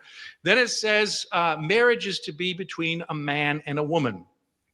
And a man should have one wife, no concubines, Jacob says. Then it gets to a phrase that is touched on here. It says, nevertheless, and Jacob is presenting this in the first person word of the Lord, if I will raise up seed unto myself, I will command my people otherwise. Okay, so we've got this kind of a couple of ideas connected in there.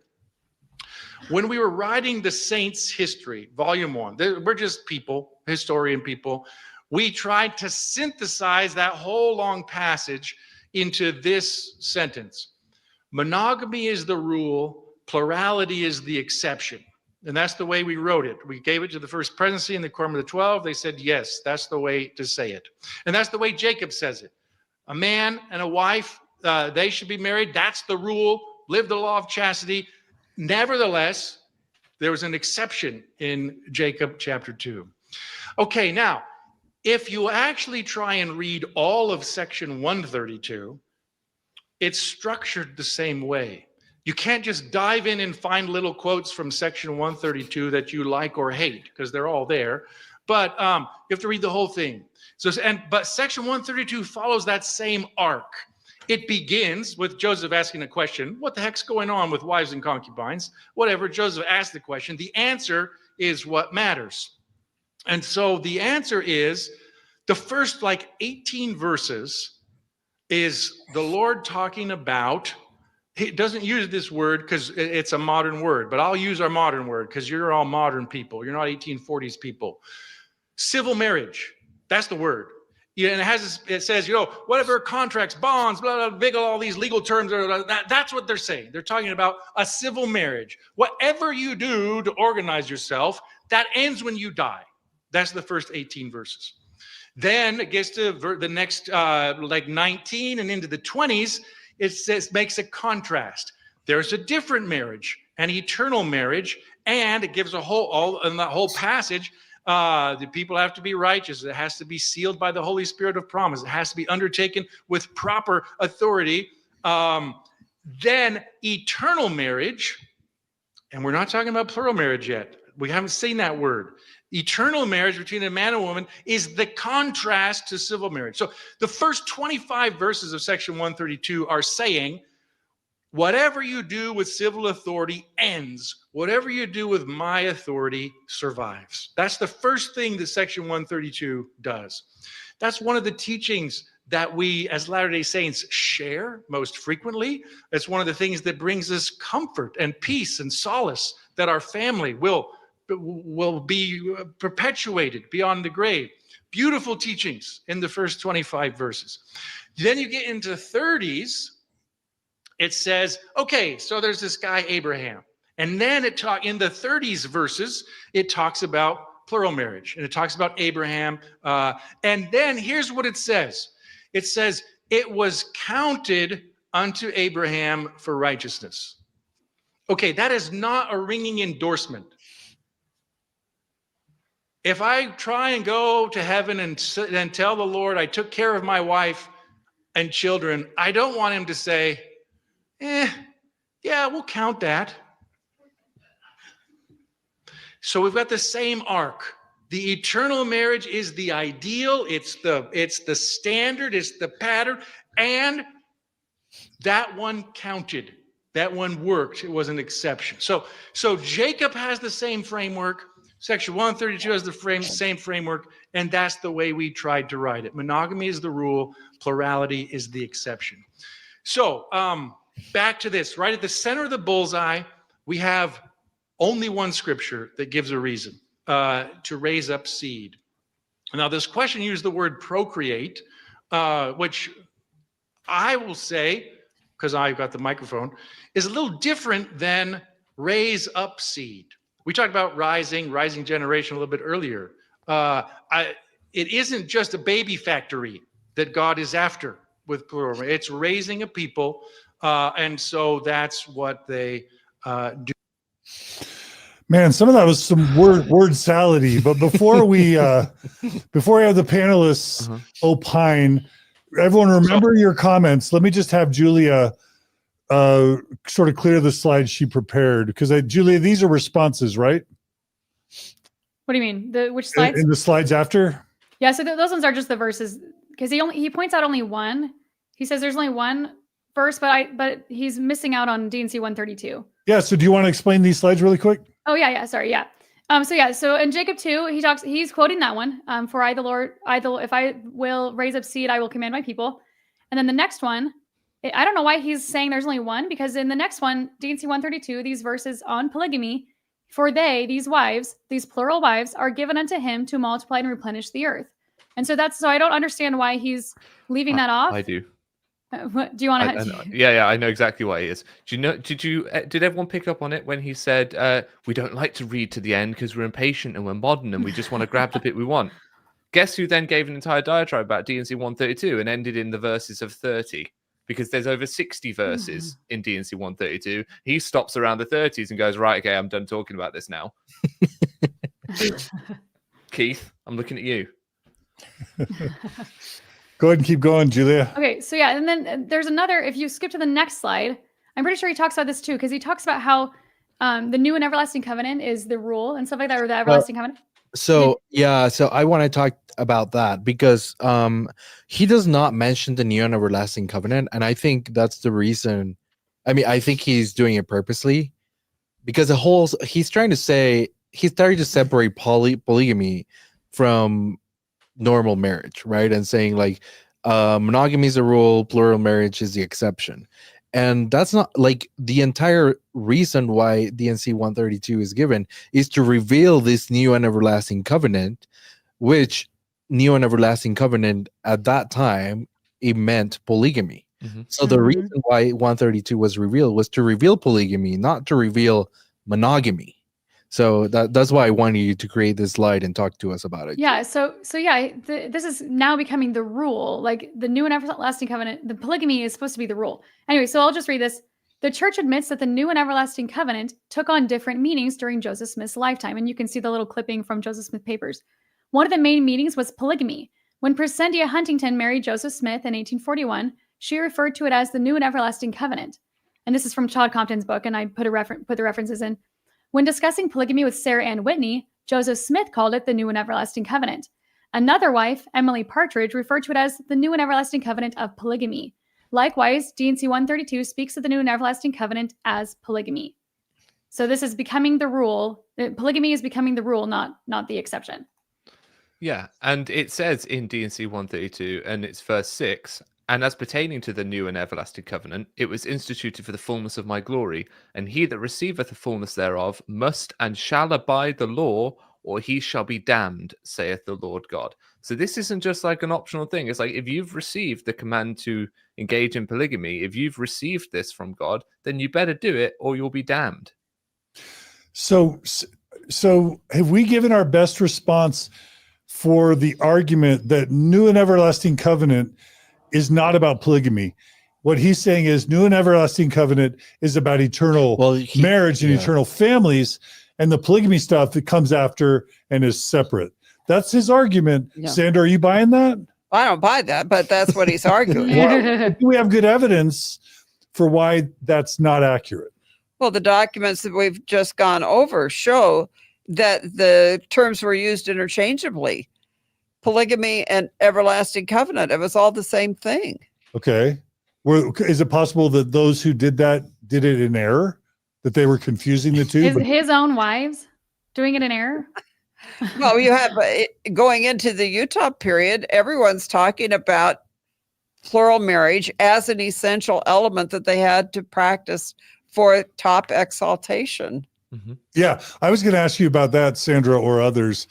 Aren't there a lot of quotes where Mormon prophets, seers, and revelators say that polygamy is a requirement for exaltation? Yes, and that's why they don't want to give it up in 1890, because they understood it to be essential for their exaltation. That's why John Taylor, the son, goes on living polygamy after the manifesto and gets excommunicated for it because he felt it was essential. Mm-hmm. Yeah. And again, the header of D&C 132, sorry, I'm just going to keep going back to the scriptures because they undermine Keith Erekson. The church's official explainer for D&C 132 is that it was revelation given through Joseph Smith the prophet in Nauvoo, Illinois, recorded July 12, 1843, relating to the new and everlasting covenant, including the eternity of the marriage covenant and the principle of plural marriage. So the eternity of the marriage covenant and the principle of plural marriage both form the new and everlasting covenant. Yeah. It's there. The church has explained it. Yeah. And if it was this like beautiful thing about revealing the power to seal people together and just the way that Mormons see it today, why did Joseph kept this revelation hidden from the membership? Why did he keep it hidden from Emma? Right. Mm-hmm. Right. Mm. If it was just for eternal sealing and polygamy was a side factor, he could have told her all of that stuff already. Right.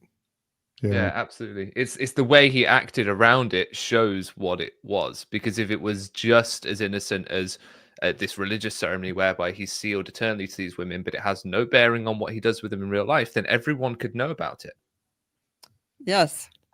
Well, let me just review some of the comments that have been made so far. Because again, I'm going to be changing the title of this episode to History Director Deceives Mormons, Keith Erekson, because it just seems like it's already horrible. But just to kind of share how the audience is feeling so far, Dan Vogel writes, this guy doesn't know what is going on.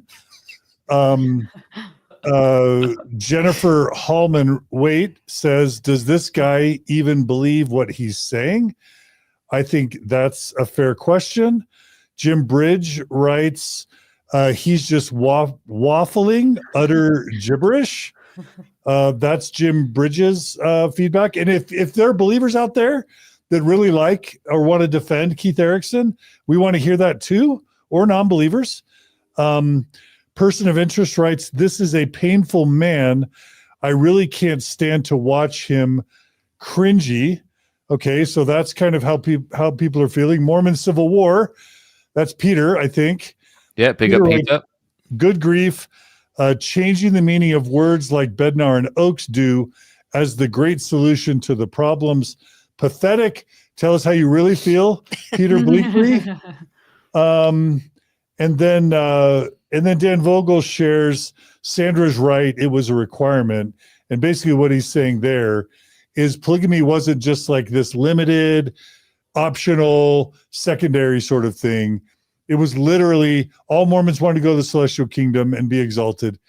It was a requirement for exaltation for what, 100 years? Right. Yeah.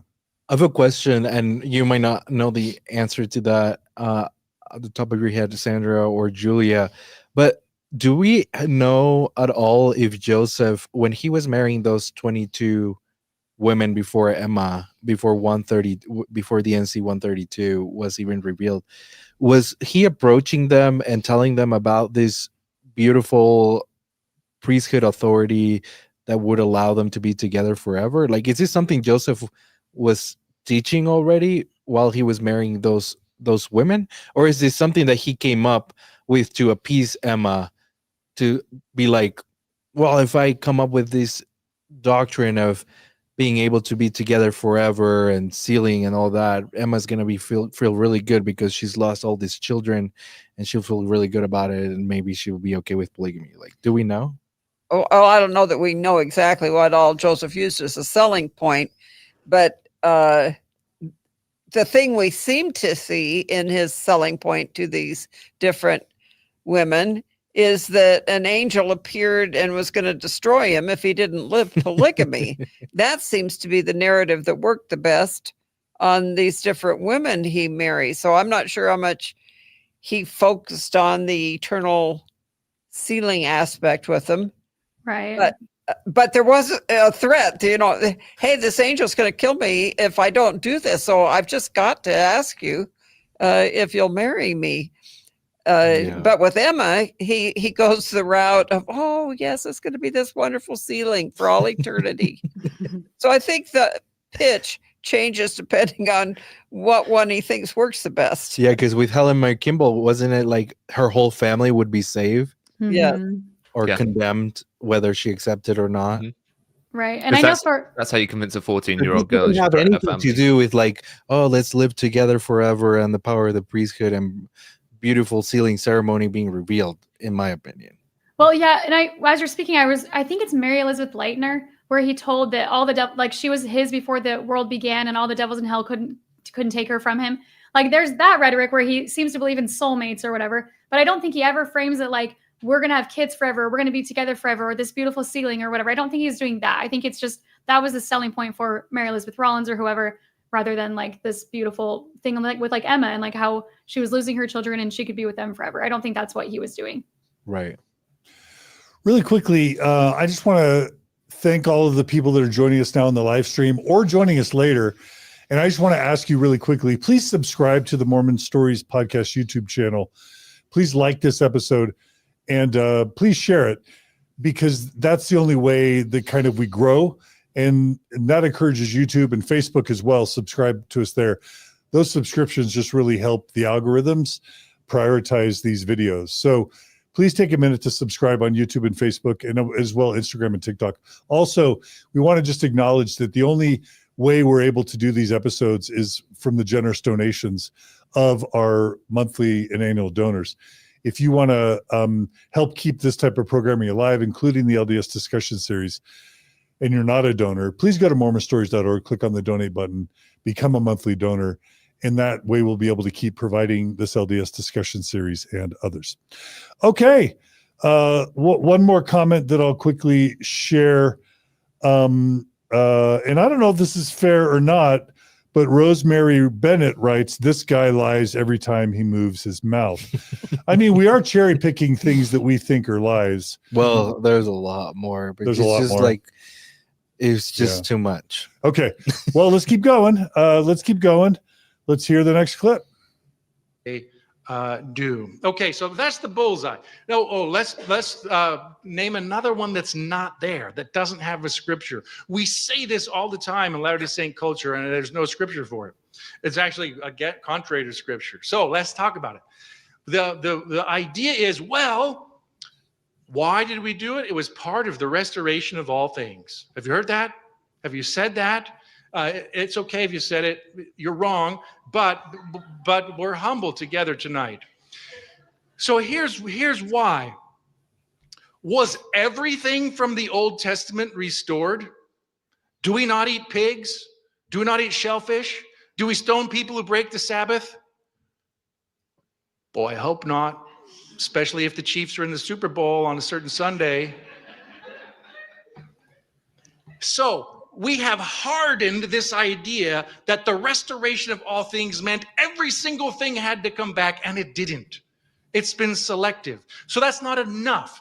That's context. It's in the air. There's a restoration. Things are coming back. But having a restoration, that's the faulty leap that says plural marriage had to come back because it happened back then. It came back because as the Lord says through Jacob in Jacob chapter 2, nevertheless, if I will raise up a seed unto myself, I will command my people otherwise. And so he commanded otherwise for about 40 years. And so if you look at the history of the world, and I don't even have all the data, so let's just look at the Latter-day Saints. If you count all the dead ones, since 1830, there are about 26 million Latter-day Saints. They're not all on the earth now, obviously, but we're going to talk about all of them. 26 million of them, how many practice plural marriage? A couple thousand in those first years. So do you see the same pattern here? Monogamy is the rule, 25.9, whatever, I can't do math on the fly. You know, a lot of million Latter-day Saints didn't. And then, yeah, there's an exception for a time where it happened. Okay, so now. All right. So really quickly, panelists, remember your response. Julia, you've got a slide because you want to address this notion of a restoration of all things. Yeah, I'm really confused. I feel like maybe I don't understand what he's saying, but I'm really confused why he said there's no verse on this. Like it's the opposite of scripture. And maybe this is, I don't know, but in D&C 27, which in the 1830 edition, it doesn't say this because a lot of Joseph Smith added a bunch of things. But in D&C 27, the 1835 edition, and what's in our edition right now in 2025, it says that there's going to be restoration. I've committed the keys of bringing to pass the restoration of all things. And so, like, it is in scripture. I don't understand why Erickson's saying it's not. Am I misunderstanding what he was trying to say? No, yeah, I think he's very confused. He's basically trying to say that we've all erred whenever we've given the impression that all things needed to be restored. But I would just ask, where did we get that? It's not like we made that up. Like, didn't prophets, seers, and revelators from the beginning? Is it a Mormon doctrine that, like, Adam and Eve baptized people with Christian baptisms, that Adam and Eve and their posterity did Christian rites and rituals, including the temple ceremony, and that every dispensation, all the ordinances of the gospel had to be restored each dispensation? That's what I was taught growing up. Yes, that's what I was taught. Well, also, Joseph Smith, in some of the Journal of Discourses, they talk about how Joseph even taught that Adam was a polygamist because of this, of Lilith, of her presence in the Garden of Eden as well. So I just thought that was interesting, where he was trying to justify, I think, the restoration of all things, saying that polygamy was there at the beginning and it needs to be restored. And isn't that why we claim that the Masonic Lodge temple ceremony originally was similar or identical to the temple ceremony that Joseph Smith implemented? Because they need to be the same. Whatever the temple ceremony. The original temple ceremony would have had that same ring of Masonic elements to it. The Jewish, pre-Christ temple ceremony, according to Mormons, needed to be like the Masonic ceremony, because then the Masonic ceremony leading to Joseph Smith's restoration of the temple ceremony would be a restoration of all things. Am I making that up? Yeah, you're totally Well, no, right. because the Masons guarded the secrets of Solomon's temple over the generations and brought them along, right? But what people have now discovered is that's actually just their own sort of origin myth, and it's sort of medieval stonemasons, and it's a bit less spectacular. So you're ready for? So he's saying that the polygamy. The reason why Joseph practiced polygamy, it is incorrect to say it's because of the restoration of all things.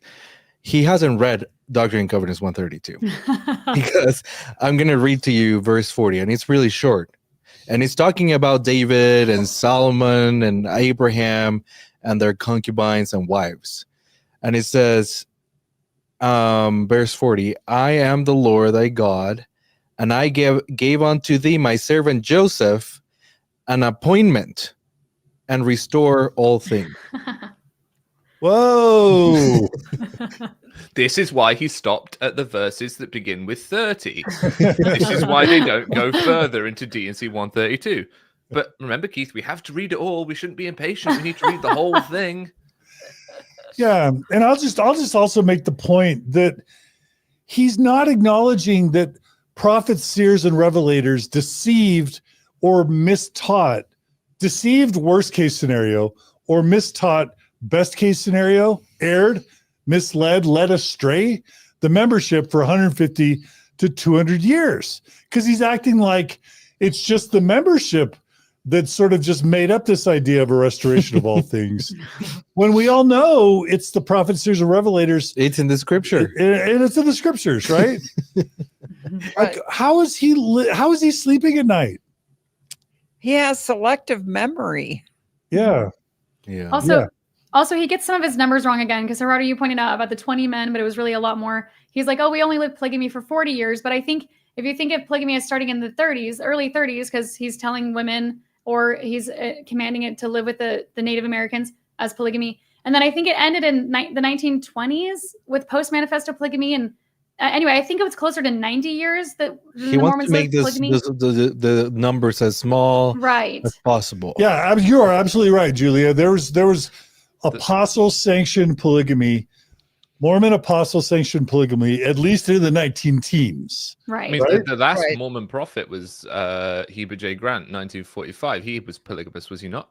Yeah, Yes. but we're talking about marriages Mhm. and Taking sealings. plural wives after Yeah. the manifesto, Mhm. yeah, for at least a dozen years Yeah, Right. more. yeah. So you're right, Julia. That's at least 70, 80.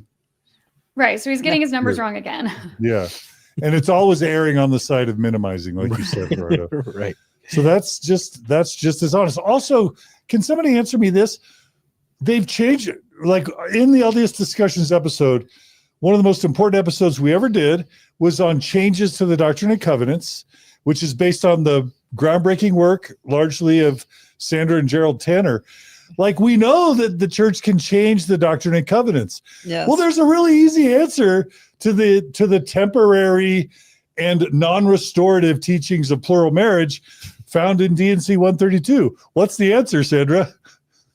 I've lost where you're going. Change it, right? Yeah, change it. Why don't the brethren just cut in half D&C 132, issue new scriptures, and have it end in verse 35? It could be really easy, right, Nemo? Yep. Wouldn't that be Yeah, a good absolutely. solution? Why I mean, don't when we was the- just when- Why don't we just go back to using section 101 that they had in 35 Doctrine and Covenants, Which prohibited polygamy, right? which said, Yeah. inasmuch as we have been accused of the crime and of fornication and polygamy, we declare one man should have one wife. That was the order of the church. That was what was in the Doctrine and Covenants when Joseph's going to these teenage girls to convince them to go into polygamy. There was a section in the Doctrine and Covenants that said they didn't believe in it. When he went to these married women, the D&C said they didn't believe in polygamy.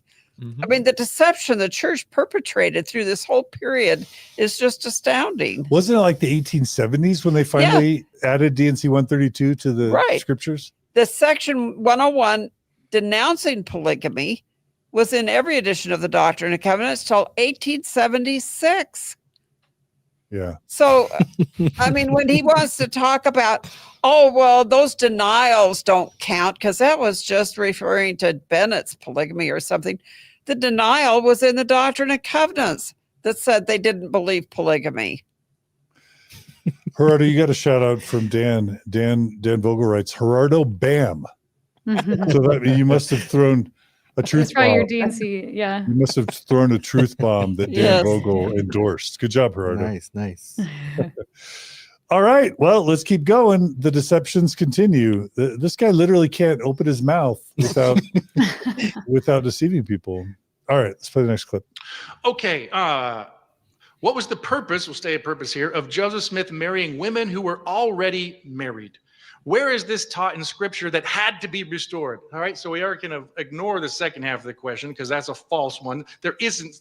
It's not false. everything It's in has the to be Doctrine and restored. Covenants. So, but let's go to this one. So let's start with data. Yes, Joseph Smith was sealed to 12 I'm gonna email women him. who were previously married and at the time of their sealing to Joseph continued to be married to other men. And so none of these left us an explanation of why. So this is one of those places where we say, oh, that was one of the pieces of the past I wish survived. We've got evidence from these women, but not evidence of why. So a couple of patterns emerge.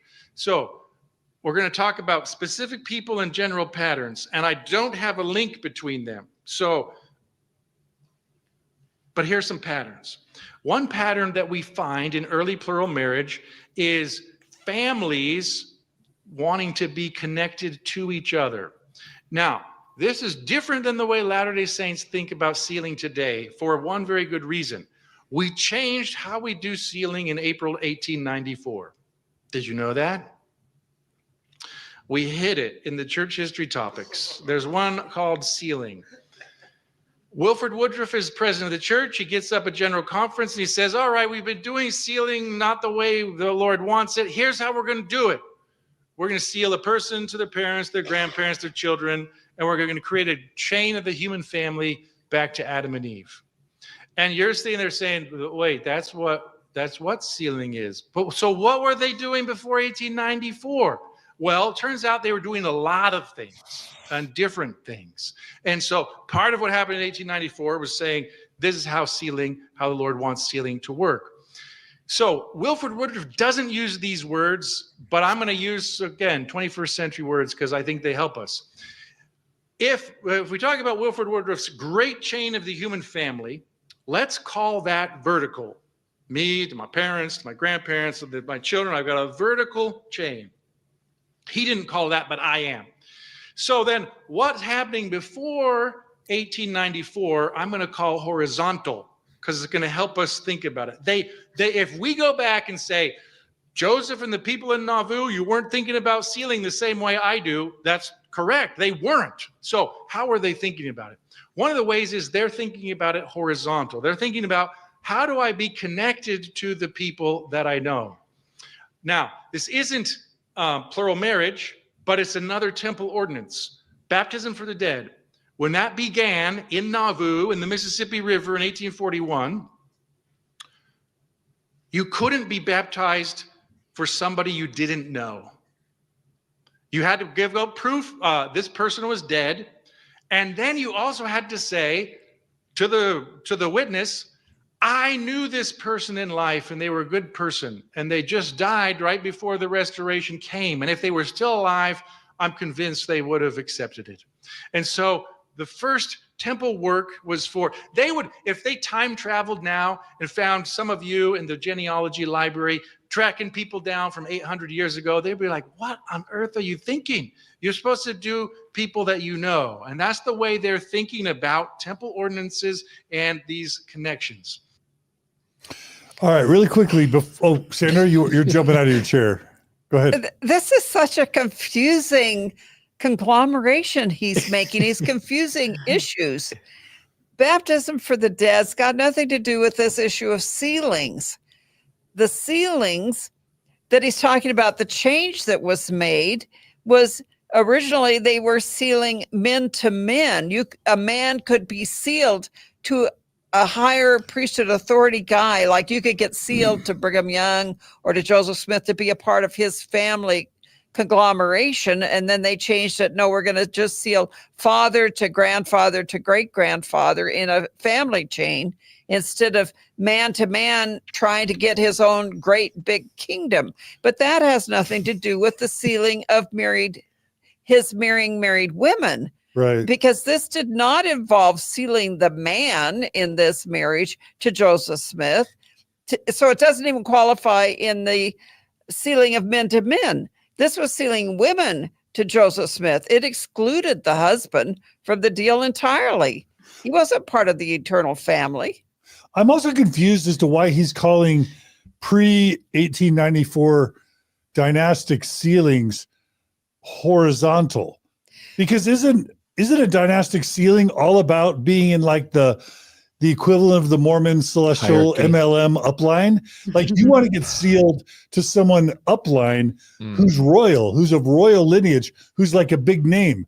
And so isn't that vertical? You're trying to increase your vertical track than the person you're related to, dad to grandpa to great grandpa. But it's dynastic. It's totally vertical, yes, right? It is in that sense. Well, but he didn't explain the way you did, John. Yeah. He's trying to make it sound like, oh, John, I Brothers. know you and I want to be. No, but wasn't it like I want to be in Joseph's upline? Yeah. I want to be in Brigham's upline. Also, That's what totally we're vertical. Nemo. But what you're going there with, John, is vertical in terms of hierarchy, in terms of power structures, in terms of who is above who in the pecking order. I think what he means by horizontal is more that it's not direct lineage as you would image it in a family tree. Grandparents are placed above, grandchildren are placed below. It's to someone on the side who's of your same generation, right? In a different family or this or that. That's what I think he means by horizontal. But to then you're point, into Joseph's horizontal. Yeah. Chain. But Nemo, as our resident monarchist, you know dynasties, dynastic, that's all about lineage, right? It is all about lineage, but it's also about spreading out. This is why all the royal families of Europe are all intermarried, right? Because within that generation, you got to link them all together. And then their kids are all not going to invade each other because, oh, my cousin's actually the king of, Spain or whatever. I understand what he's trying to do, but it's just kind of misleading. It's not like I'm just trying to be kind. And friends were getting sealed to friends. Because what's the point? How does any of that explain? Yeah. Oh, the same sociality that exists here will exist there. Other than making the members dizzy about all these changes, doesn't explain why Joseph Smith was marrying other men's wives. Yeah, that's right. It's kind of a red herring. It's kind of misleading. Back to your point, Sandra. Yeah.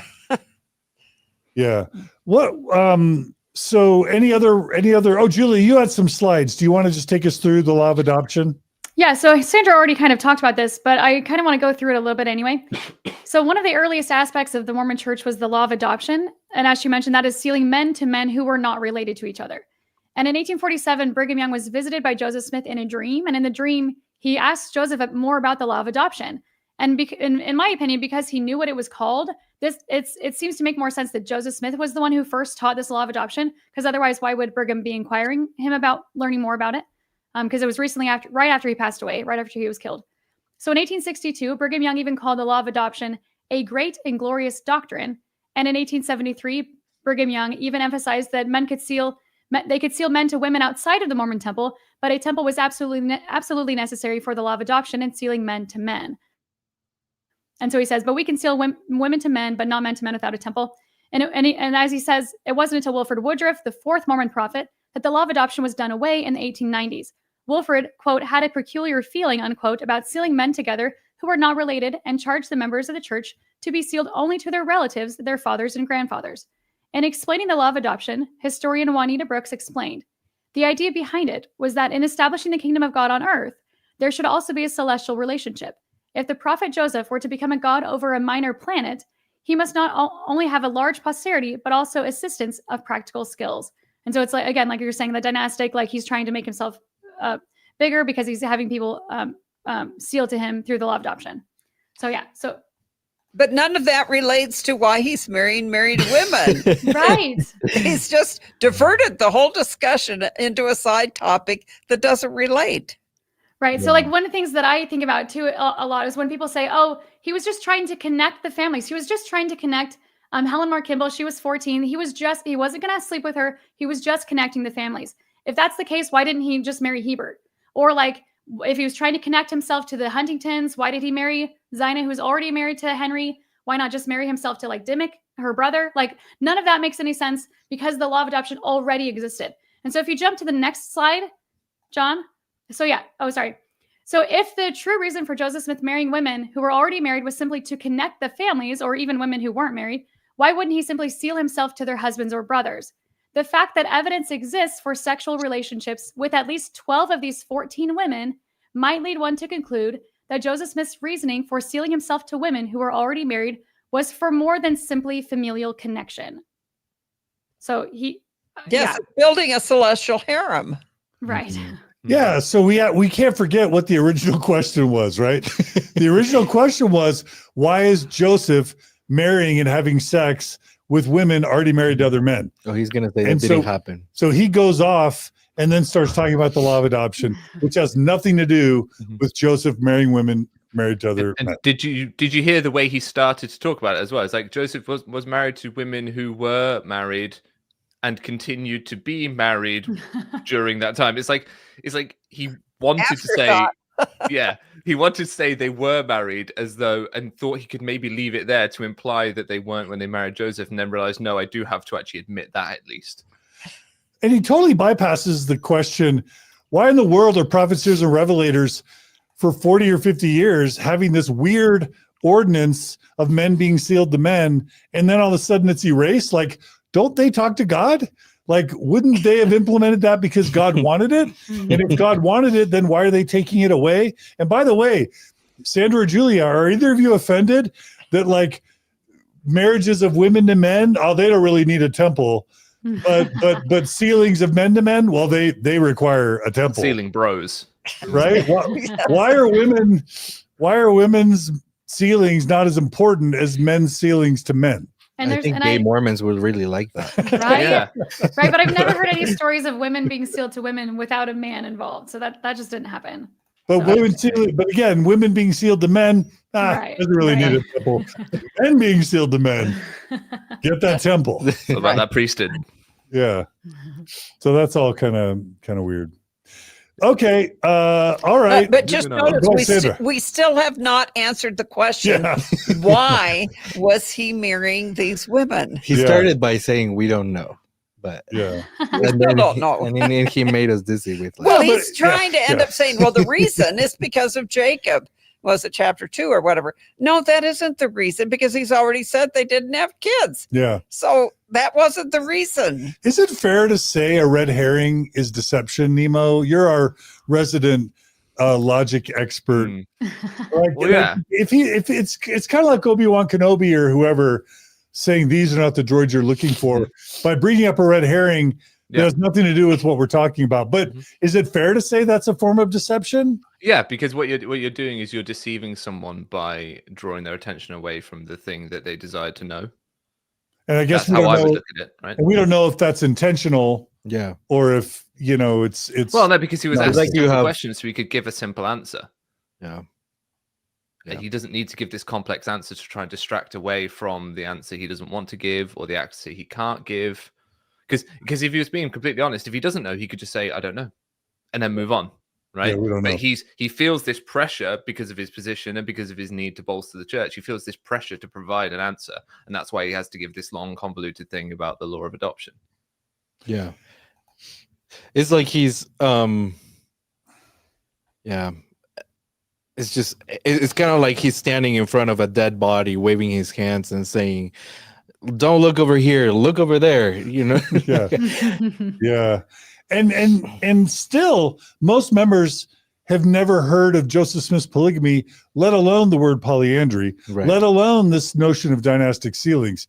So part of the meta framework for all of this is that these issues we're discussing are still withheld from the general membership. Today, in 2025, the church is still deceiving the membership by withholding these facts from them. Yeah. Right. People are not today aware of all these different types of strains of thought in Mormonism, of sealing to married women, sealing to men, changing to sealing to grandpas. Yeah. A Mormon today thinks they understand temple sealings, but temple sealings are very complicated. There's a very deep history of different strains of thought in this that he's just glossing over. Yeah. Mm. The only way you learn this stuff is if you are lucky to stumble on the Gospel Topics essays, because the church has intentionally made them hard to find. And you have to piece it together. Right. too. Or if you get to go to one of these super special firesides that are limited to only people who are already doubting or questioning. And you're going to be deceived. But you still wouldn't understand it because you would have been given this convoluted string of different things that you don't know how to piece them together or what they all mean. Because certainly Mormons aren't taught critical thinking skills. Yeah. Right?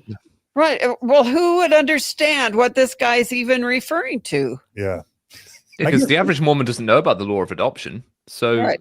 this that's a good point, Sandra. This feels almost like a new revelation to these people. So it feels like an answer, even if it isn't one, because they're learning something they were never taught about before. Yeah. So he can then pass that off as an answer to the question by revealing something they didn't know. But it Right. doesn't really answer that question. Right. All right. Let's go to the next slide. So that helps us with one idea that comes out of plural marriage that seems weird. People who are sealed to Joseph, when he dies, they get sealed again to other people. Brigham, Heber C. Kimball. Wait, pause there. Now, Pause there. Pause there. He just makes it sound like he just helped us with something. I don't think so. But this is even worse. This is even worse. It's just like, I just answered your question, you know. When he says like yeah, they were just all trying to seal to each other because Joseph's wives, when he died, they all got sealed to Brigham. Like, no, they got sealed to Brigham because Brigham was writing to their husbands like Zina and saying like, she's mine now. Like, it was not because, oh, we just want to be all sealed to each other, so now all of his wives go to him. Yeah, once Joseph had been sealed to his 40 wives, why did they need to get resealed to somebody else? Yeah, and well, he's saying like, oh, it's because they're all trying to be a big family. Dan Vogel's put in the comments, sealed for time only. And well, what is that? I'm not sure what that is. Where is that teaching today? Sealed for time only. Well, Like, that happens actually today. sealed? Yeah, so There's in the civil temple, marriages. women who have been already sealed to other men, Oh yeah, there was and then their husbands die, I they can forgot get sealed. that. They can get sealed. Sealed, Only but for for time only? Mhm. Yeah. Oh, that's ridiculous. That's Mark. called marriage. Is that called marriage? That's just marriage. Make him feel good. We'll call it sealing. Well, I mean, as a Brit, as an outsider, could it be so? Here in the UK, I have to get married in a building that anyone can come into, which means I can't get married in a temple. So we have a civil ceremony and then we have a temple ceremony. But in the States, particularly in Utah, your wedding ceremony is also your legal ceremony, right? Your temple ceremony is also your legal ceremony, right? So the phrase sealing, as it refers to a Mormon wedding in a temple, that could be, just as an outsider's view, is that how you could end up with sealings for time, that concept? Because, well, that's just the name for getting married in a Mormon temple. No, I think No? that by putting sealing on it, they're trying to give some extra special feeling to the couple, that there was some special ordinance before God when it was just a marriage. Okay. Yeah, it's like permanently artificial or permanently temporary. Like, why do you need a temporary sealing? Doesn't sealing imply forever? Yeah. It's like an oxymoron. Yes. Two words that don't belong. Temporary sealing? Yeah. It's like permanently temporary. Yeah. It doesn't make sense. Yeah. Like, All right, let's keep going. In a vertical model, that makes no sense, because you're saying, well, hey, you got a vertical chain all the way back to Adam. You don't need another one. In a horizontal model, we can see that it makes a certain kind of sense. Oh, no, my link, Joseph, is gone. I need a link to another person. And so people do repeat sealings in the 1850s, 60s, and 70s. There's a whole bunch of people in the 1860s and 70s who Joseph has been dead for 20 years, and they come in and they say, well, I knew Joseph back in Nauvoo. I want to be sealed to him. There's like 200 people that get sealed to Joseph after he's dead, 20 years after he's dead. They're just doing it different. And that's part of what Wilford Woodruff is saying. All of these different things aren't the thing. Here's the way where it will be organized. So back to the question about women who are married to other men. The evidence we have from them is there were no sexual relations. They are married to a man. They come in and get sealed to Joseph. They go back home to their home and they live with their husband. They raise their children. There's no marital interaction with Joseph again.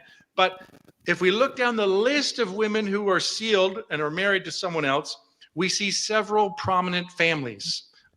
We see the Whitney family, Newell Whitney. So that's one pattern. We see patterns going on. We don't have the Whitneys saying this is why we did it, but we've got kind of the pattern. All right, Julia, you've got a slide for us. That was me. Someone has a slide for us about Gerardo. So basically, cue on me, Julia, the video. Sorry. Yeah. So basically he's claiming that yes, Joseph married women who were already married to other men, but he's claiming there's no evidence of sex. And that's how he explains what's the purpose. Because remember, the question was, what's the purpose? And then his answer is like, well, there was no sex. All right. So Gerardo, you've got a slide. You wanna discuss the slide? Yeah. Okay, go for it. Sorry, I interrupted. No, it's good. Okay, so this one is just a screenshot from from the series of 3 videos that Dan Vogel has on his YouTube channel called Joseph Smith and Other Men's Wives. And he has 3 pretty long videos where he goes through every single one of the wives, and he explains, he basically is just contesting church apologists and showing why he believes, and there's evidence that Joseph did indeed have sexual relations with most of these women who were already married to other men. So this is his table that he has on that video. So you have on the left side, he lists the 14 women that were married to Joseph in polyandrous marriages. On the second column, we have the names of their legal husbands, the 14 of them. And then the third column says time and eternity sealing.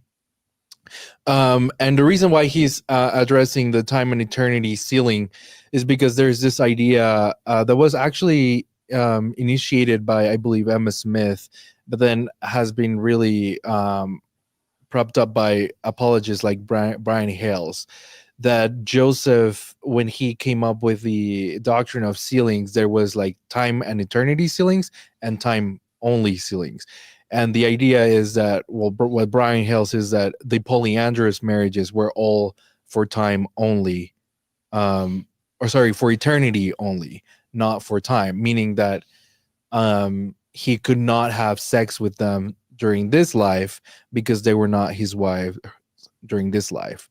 And what Dan Vogel shows is that there is strong evidence for most of these that they were both time and eternity, because directly contesting what apologist Brian Hill says.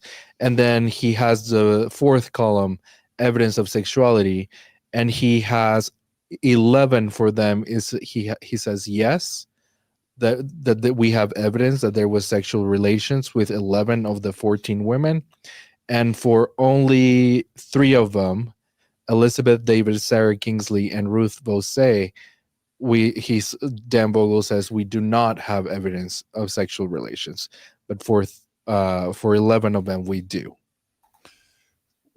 One thing that I'm really confused about, didn't we spend the first 10 or 15 minutes of this episode explaining why God says polygamy is necessary?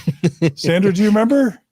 In the Book of Mormon, why does God say polygamy might be necessary? To raise up seed.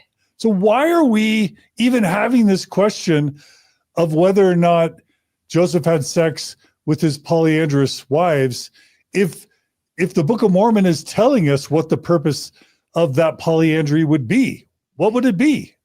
Well, the problem is that Mormons are embarrassed by the fact of Joseph having sex with women who were currently living with a husband.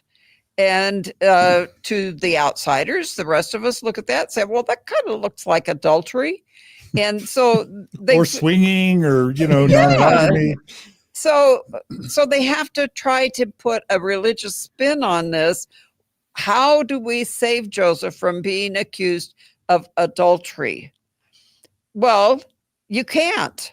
He did have sex with many of these women, and we have Sylvia Session as an example. Where you're going to go on with something else on that? Keep going. Yeah. I was talking to her. Sylvia Sessions, in her old age, tells her daughter, Josephine, that she was named Josephine because she was Joseph's child. But then DNA shows that Josephine really was the daughter of the husband. Okay. So that takes her out of Joseph having a child in polygamy, but it shows that Sylvia was sleeping with the husband and Joseph at the same time. Otherwise, you don't confuse who's the husband of your child. Right. So we have absolutely from the mother the statement that she was having sex with Joseph while she was married. And the affidavits that we have that the reorganized church put together on Joseph's polygamous wives, were any of those polyandrous wives, that, you know, women who basically swore affidavits attesting to them marrying Joseph in every deed, in other words, sexually? I don't remember the list. Okay. I don't think, from my memory, because we're working on an episode about this, of gathering all the information of the evidence of sexuality between all the wives. I don't recall off the top of my head any of them being polyandrous. You have like Eliza R. Snow, you have the Partridge sisters, you have, I think, Louisa. They talk about Louisa Beeman through Joseph Bates Noble. I don't think any of them were polyandrous, but I could be wrong. Yeah. Well, But we do know Sylvia. Right. Yeah. And certainly, again, the question of this episode is Keith Erekson deceiving people? He is. Does he not know about? He has to know about Sylvia. All the historians know about Sylvia's story. And he's gonna talk about one of them, and then I have a rebuttal by Dan Vogel's, like, directly contradicts what he's about to say about one of the wives. But yeah. Yeah. And if he doesn't know for some weird reason, he knows now. People need to let him know. I'm going to just ask everybody. I want everybody, if you feel like Keith Erekson is deceiving members, will you get Keith Erikson's email address, email him, and tell him to watch this episode and to change his roadshow to stop deceiving members? Julie, I'm going to have you look up, or Maven, I'm going to have you look up his email address. We're going to put it on screen, and I'm going to ask all of you to email him to put him on notice, if he doesn't know, all the instances where he's deceiving people. Don't be mean, though. What? Don't no, be no, no. mean. Be nice. Yeah. Be friendly. Be kind. Don't harass him. Don't call him a lying liar. Say, we assume that you just aren't aware. Even though you're a PhD in history and official church historian, we just assume you're not aware of like 20 or 30 really important things that you're deceiving members about. So here's the episode. Please fix your deceiving history. I'm gonna just ask that of everybody. And then maybe we'll do a follow-up episode on what your experiences were. You can read to us or share with us his responses to you. Maybe we'll do a whole LDS might be really short episode of that. That's one way to get him to not respond. Well, he believes in honesty, right? So maybe he will. All right. Should we go to the next clip? Let's go. Okay. Here's another pattern. This is one that we tell in Saints Volume 1. There's a young woman. Her name is Mary Elizabeth Rollins. She has a wonderful story right here in Independence. We meet her. Well, most people meet her in Independence, so we'll start there. The printing press is destroyed, and a couple of teenage girls grab the pages, take them out into the field. Mary Elizabeth Rollins is one of those teenage girls. She had been baptized a couple years earlier when she was 12. She read the Book of Mormon straight through in one sitting, has a powerful testimony, one of the earliest converts. And then, again, the story here. But she grows up and she moves to Nauvoo. And in Nauvoo, she marries a man named Adam Leitner. And Adam is a great guy. He owns a store. People go there. He gets voted on to the city council. People work with him. They love him. She loves him. They're happily married. There's only one problem. Adam is not a member of the church. It's not a problem for being on the city council. Joseph is the mayor. Adam's on the city council. They work together. They're friends. He's a good person, but he just hasn't joined the church. And so when temple ordinances are revealed, and when people can be connected to each other and they're excited, Mary Elizabeth Rollins, Leitner, is one of the people who gets sealed to Joseph. She's already married to Adam. This one looks like, again, we don't have Mary saying this is why we did it, but it looks like that's the way for Mary to be connected. In the way they're working with sealings, if Adam's not a member, then Mary gets. All right. Yeah, I mean, it's pretty disturbing. Tell us what's disturbing. This idea that, eternal marriage was revealed. Everyone was getting sealed. So then Mary Elizabeth was left alone because she didn't have a husband who was a Mormon. So she had to get married to Joseph. But so I just want you to play the video then from the next slide, John, where Dan Vogel has a clip regarding Mary Elizabeth Rollins. Okay, so this is a clip from Dan Vogel's very awesome and important YouTube channel. The day after she and her husband arrived in Nauvoo in early February 1842, Joseph Smith visited Mary Elizabeth Rollins Lightner with Brigham Young and proposed marriage to her in a most unusual way. As she recalled, Brother Joseph told me that the angel had appeared to him 3 times, the last time with a drawn sword, commanding him to take me as his wife. He told me in 1834 he saw me standing by his side while preaching in Kirtland, Ohio. I was 1,000 miles away from him at that time. The angel appeared to him and told him what it meant, but he became afraid and did not dare to write me. But after 7 years, the angel appeared the 3rd time and threatened his life, unless he done what he, the angel, told him. Mary was naturally skeptical and wondered why Smith waited so long to tell her, but he assured her that she would receive a testimony that the principle of plural marriage was true. She said an angel appeared to her one night, but she was so afraid she couldn't speak, but neither did the angel. Nevertheless, she believed it was a sign, and that her prayers had been answered. When Smith married Mary Elizabeth later that same month, she had been married to non-Mormon Adam Lightner since 1835 and was 8 months pregnant. 8 months pregnant. Okay. Yeah. Tell us what that just said.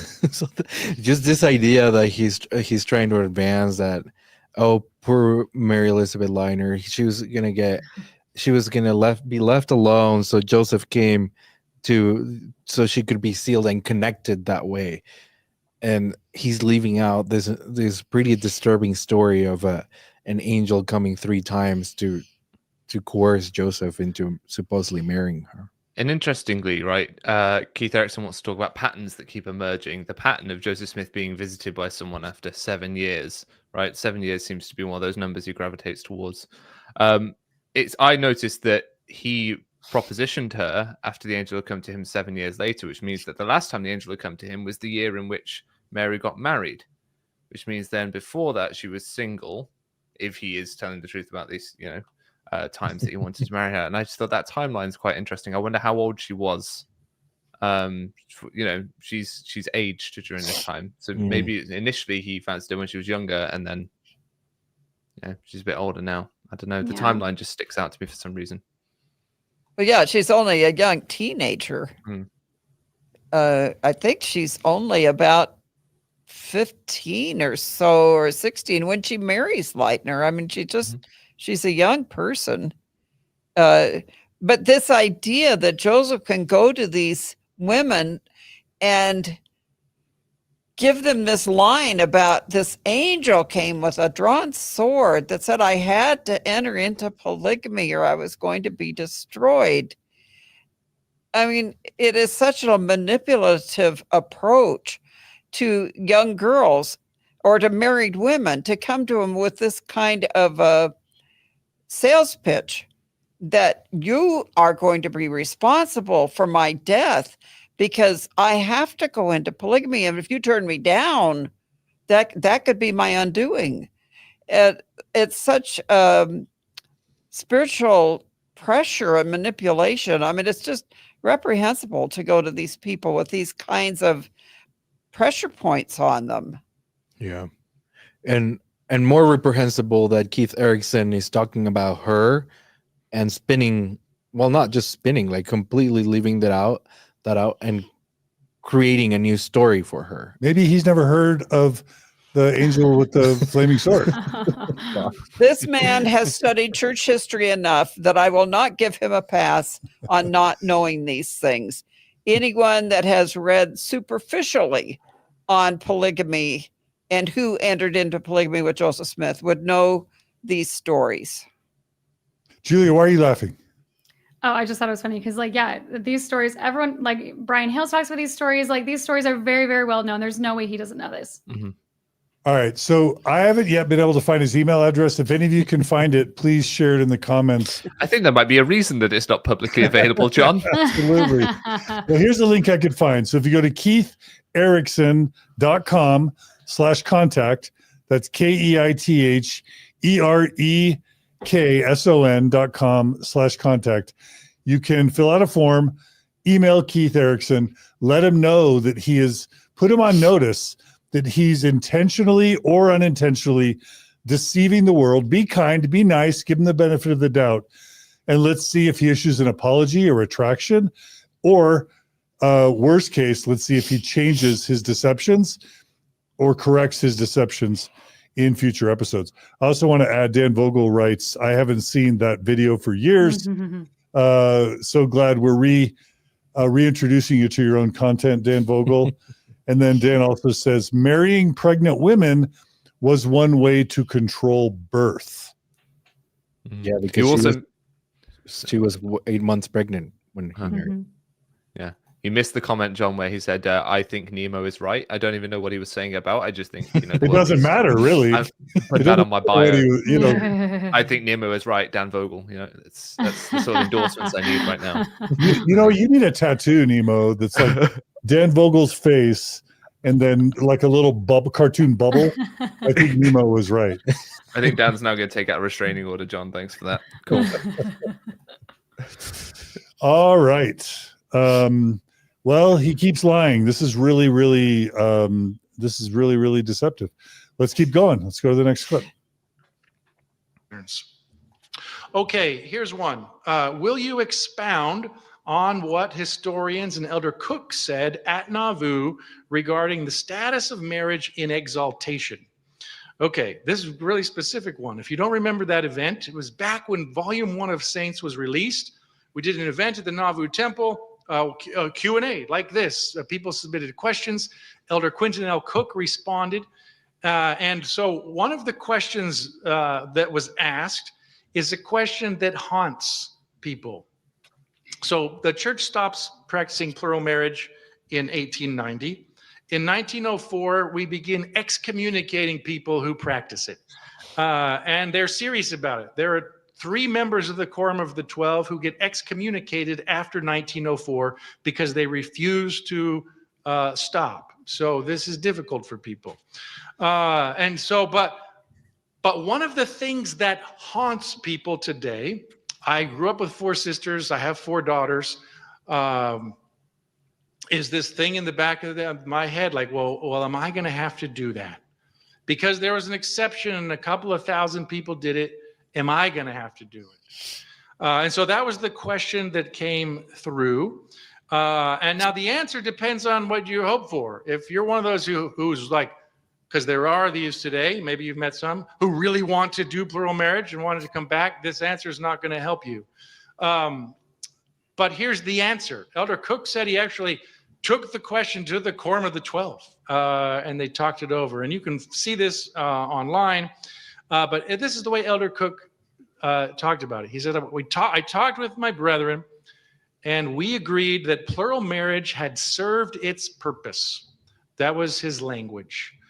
So when we attach that to that big framework, that monogamy is the rule, plurality is the exception, and this was in 2018, the Quorum of the 12 saying through Elder Cook, it served its purpose.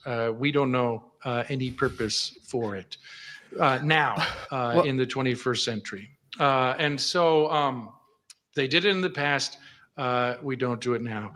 Now, since 1890, church leaders have taught that plural marriage is absolutely not required for salvation or exaltation or celestial kingdom or highest degree of celestial, however you want to frame it.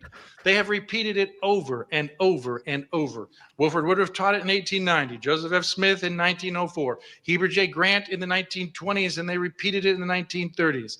We have church leaders saying that this is not required over and over and over again, and yet it still haunts people in the back of our minds. And so Alma had a sinful wish, so I have a sinful wish.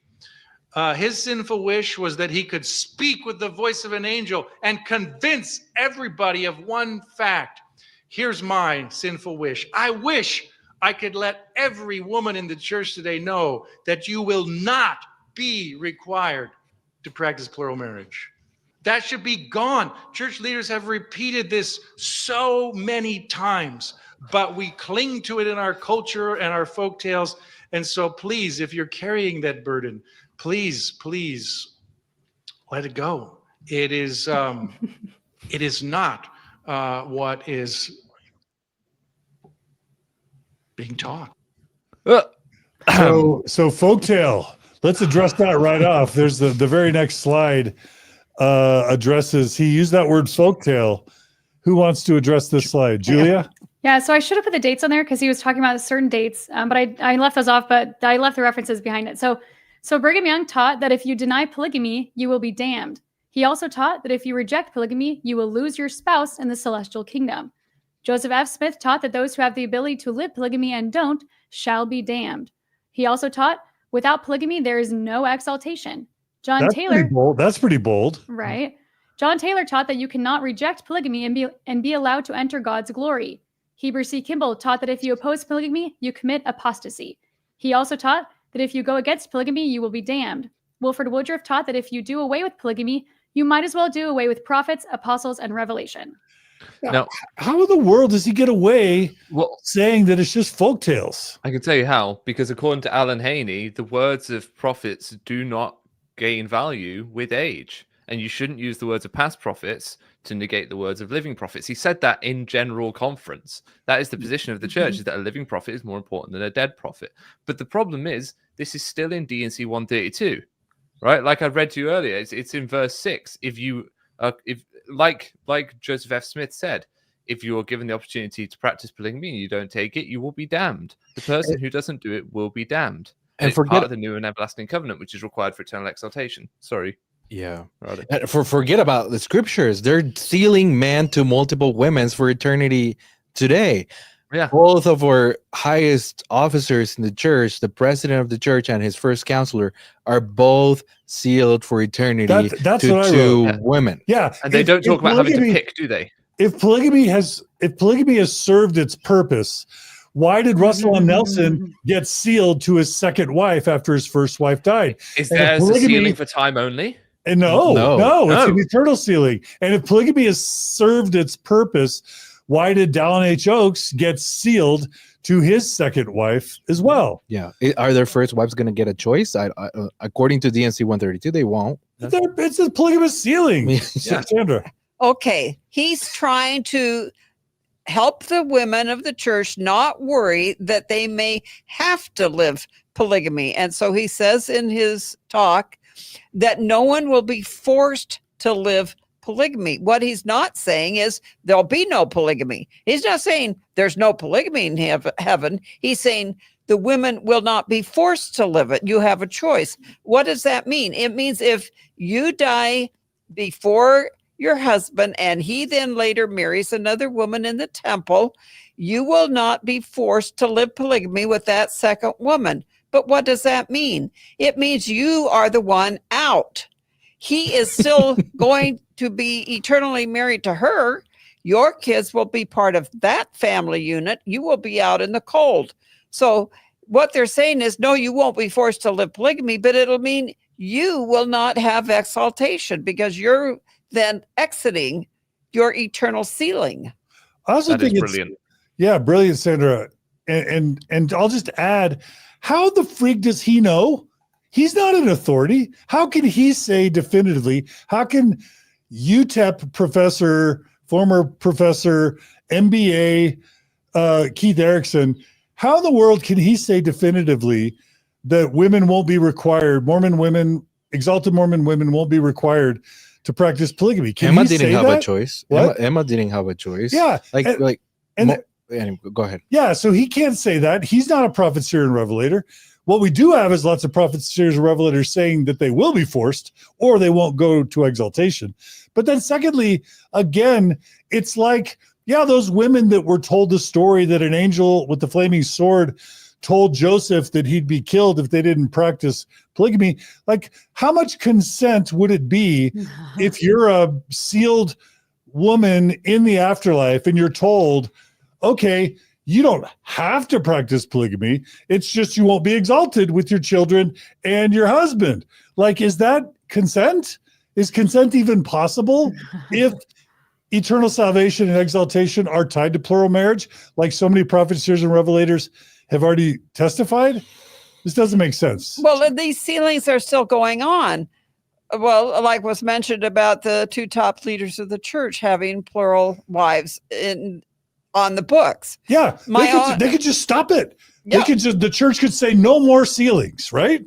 Well, it doesn't solve the problem of all the people that already got sealed. No, but even then, if as Erekson is claiming, polygamy has served its purpose, why are men in 2025 still allowed to get sealed to plural wives if their previous wife has died?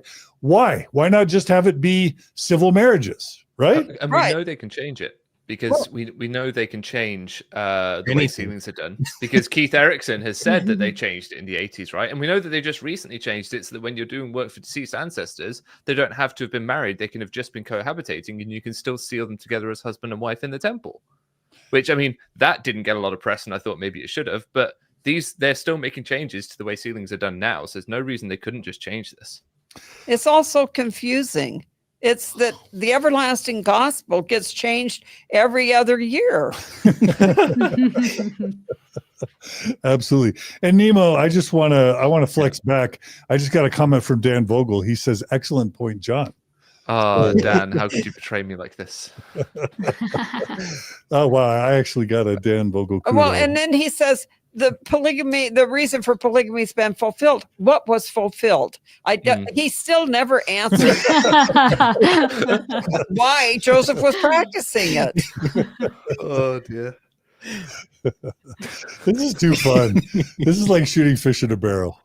We're having too much fun. This easy. This man he's the head of history and outreach for the church. It's so bad. Be this easy to look at what he's saying and go, that's just not honest. At least use Patrick Mason or Spencer Fluman, because they're not going to lie like this. Yeah. Even like Anthony Sweat, I think would do a better job. But that's why they don't use them. Guy. That's why they don't use them for this type of.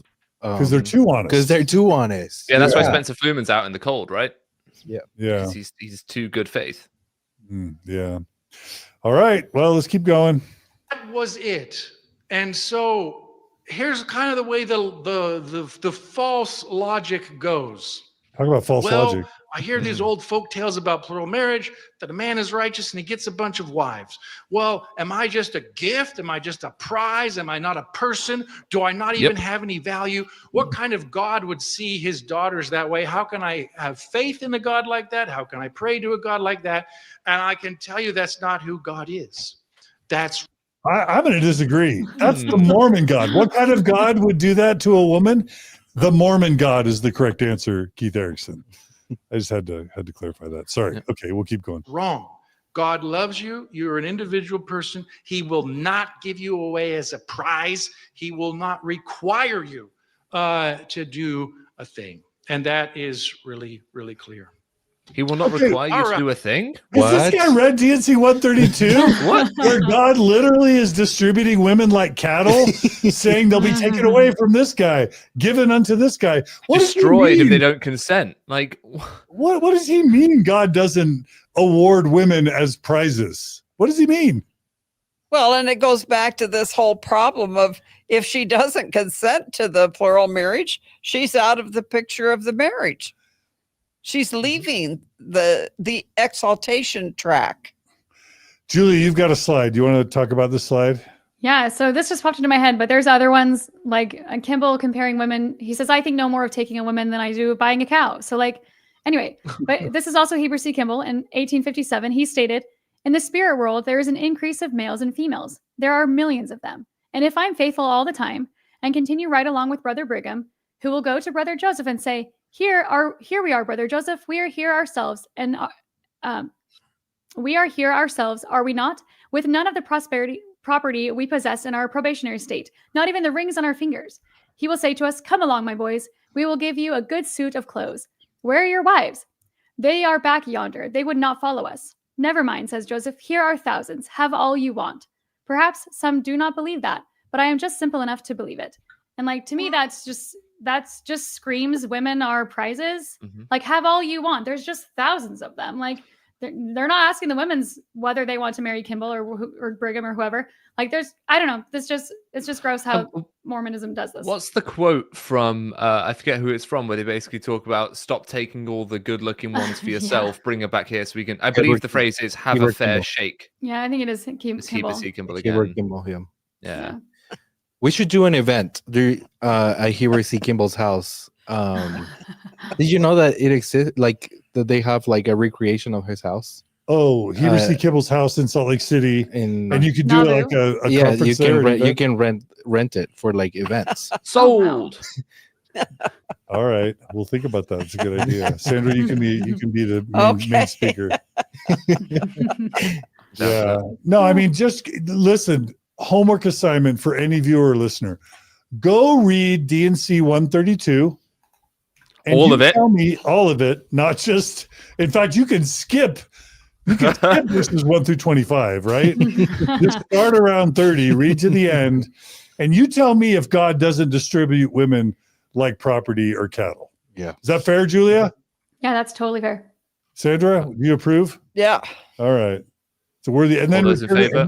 return and report. What about destroying Emma if she doesn't accept? Then Emma will Oh be my gosh. destroyed. Exactly. And like, what is all this talk about? They'll have a choice. Like he hasn't read the scriptures.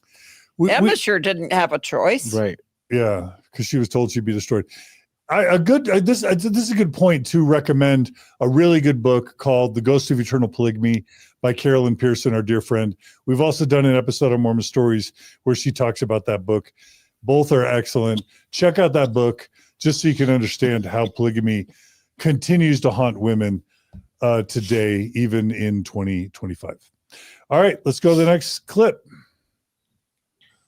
After Napoleon conquered everybody, Oh, so this is Europeans we're started moving taking stuff out of Egypt. You Abraham. can still see it in museums Okay, so all over Gerardo, Europe. just as a segue, Yeah. we're now switching to Book of Abraham. Yeah. Okay. Which we've covered extensively with Dr. Michael Coe on Mormon Stories, but let's just hear his Robert background. Rittner. What did I say, Michael Coe? Yeah. Robert Rittner and LDS Discussions did some Book of Abraham stuff as well. All right, so let's go ahead and roll that clip. Today. And so all kinds of things are being taken out. And so some mummies get excavated and they go to Europe, they go to England, they go to New York City. And in 1835, they end up in Kirtland.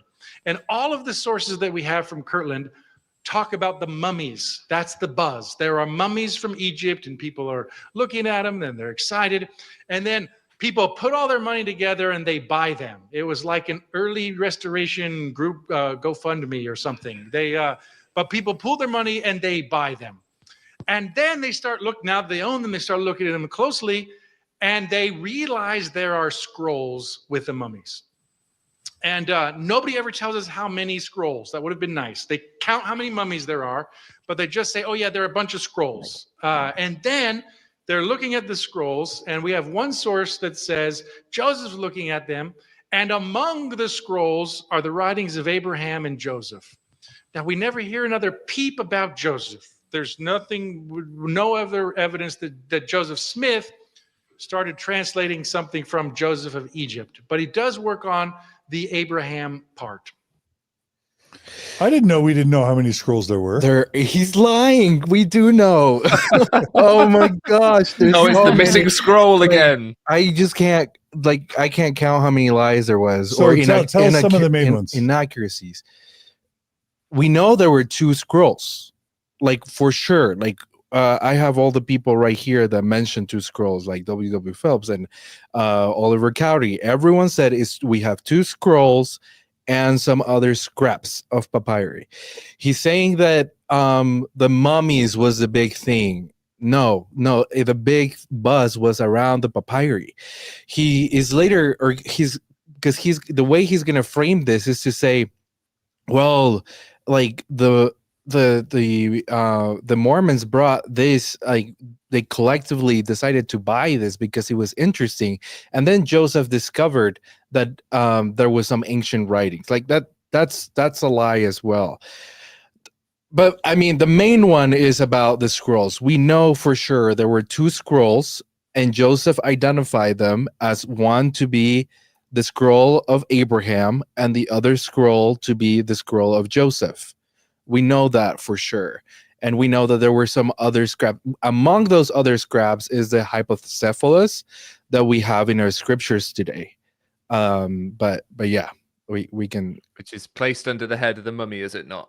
Right. That's where that goes. Exactly. Yeah. But yeah, so anyway, there are multiple sources indicating that Joseph identified the writings as Abraham in the papyri, and then the other one was Joseph again. So what's the second? So we've got two visuals. We just to make reference to them. Yeah. So here I have first visual. I created this a while ago for an episode with the Back Your Professor, but basically so you can visualize it. So at the top you would see on the left side I have the two scrolls. So the top one will be the scroll of Abraham, what he identified as the scroll of Abraham. The bottom would be the scroll of Joseph, and then the other scraps and fragments that the witnesses that were there described as well. Here's what's important about these two scrolls, and go and show it again. The next slide. The next slide. Yeah. Okay. So we again at the top is the scroll of Abraham. If you look, because the way Joseph by this point he had started learning Hebrew, so he kind of like already put together that Egyptian must be read the same as Hebrew from left to from right to left. So when he starts translating the book of Abraham, he will start with the image that we have in our scriptures as facsimile number 1, and it's right there on the square in the screen with the red square. And then if you start reading the book of Abraham, he even references it. The book of Abraham starts by saying, that the image at the commencement of this account or something like that. And Joseph is going to start translating right there from the right side, and then we know we have, because we're going to talk about how we have these today, but there's a piece, and I have it right there around the size of what it's missing from the book of Abraham. So that black section is representative of what has been lost from that scroll. What Egyptologists tell us today, that's the section around that size would be the amount of scroll that we are missing today. He's gonna make it sound like we're missing tons of scrolls. Like that's not true. That's why he's trying to say we don't know how many scrolls there were, but we do know. We do. Sandra, you and Gerald were instrumental in the groundbreaking of this entire Book of Abraham issue. Do you want to talk about that at all? Well, yes, we had heard rumors of the scrolls being out there. We didn't know what library, but we knew they were somewhere out there, and we were on the track of locating them at the time the church negotiated to get the papyri back from the Metropolitan Museum. And so that's how Gerald got involved in that early article in Dialogue about the papyri, showing that Joseph Smith was filling in parts of the scroll with text from other pieces of papyri that didn't make any sense because they didn't fit in the text. It's like adding words in upside down and backwards into a manuscript of something. And so clear back in the late 60s, we were challenging the church on this, and the Mormon scholars were trying to defend the Book of Abraham, somehow being proven by these papyri that this supported the Book of Abraham. And we're saying, no, sorry, these don't translate to anything you're talking about. Well, it's taken the church all these years to finally get around to admitting, well, yeah, they don't really talk about Abraham. So then they have to go to some sort of mystical way of having them inspire the Book of Abraham. But the original thought, I think the church really thought that this was going to prove the Book of Abraham for them. Unfortunately, they don't translate anything about Abraham. And is it true that it really wasn't until the Gospel Topics essay on the Book of Abraham where the church kind of admits that the word Abraham doesn't even appear anywhere on any of the scrolls or fragments? Right. Well, we knew that clear back in 1970. But the church didn't But the admit church it wouldn't until admit it. I think as until- early as 1912, isn't it like one of Egyptologists? Like, New York Times Yeah. published like a front page article basically saying Book of Abraham's a fraud. Yeah, they were making that judgment on the papyri The- illustrations. Yeah. They didn't have the text to make a definitive statement like we can now. But the illustrations, the facsimiles, the pictures were enough for Egyptologists in 1912 to say the Mormons don't have any idea what they're talking about or what they even have. These have nothing to do with their religious views or scriptures. This is just standard funerary text of the Egyptian religion. And Joseph did translate those the He images. said the he was facsimiles, yeah. the translating facsimiles, yeah. the facsimiles, and they say nothing that he said. Yeah. The Yeah. grammar and alphabet of the Egyptian language document proves that he believed it to be a translation, not Yes. just some sort of inspired Apolog- recitation. Apologists want to separate the facsimiles from the text today. But you have to remember the Book of Abraham itself references the facsimiles, like the first one of the first chapter and the first chapters of Book of Abraham. In scripture. It says, if you go back and look at the commencement of these of this text for an image of what I'm talking about. Yeah, Abraham says, I've given you an illustration of this at the front There, of the record. That And exactly. so the text refers you to facsimile number 1, and facsimile number 1 has absolutely nothing to do with Abraham. It's just a standard burial scene from the Egyptian religion, Osiris and Anubis. Not to mention that the church included the facsimiles Yeah. in the scriptures. Right, Yes, they right? still do. right. They still do. They're still there. This is what's like even the craziest thing. Joseph Smith, in his personal history in 1840s history, he referred to the 2 scrolls of papyrus. So like he's saying we don't know how many scrolls. Joseph Smith himself Yeah. said there were 2 scrolls. Yeah, but we only listen to Joseph when it helps with our narrative, right? We can ignore Joseph. Well, at times. ignore Oliver and W.W. Phelps as I don't know. Yeah. It's just Yeah.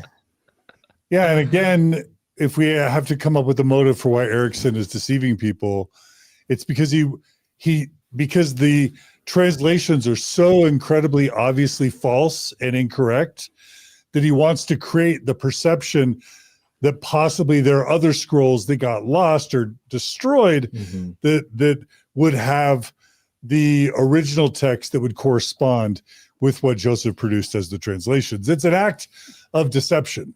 Right. There is no reason to assume that no matter how many other scrolls you had, that they would say anything different from what we have. Yeah. Why would we assume the missing pieces would have some strange religion on it?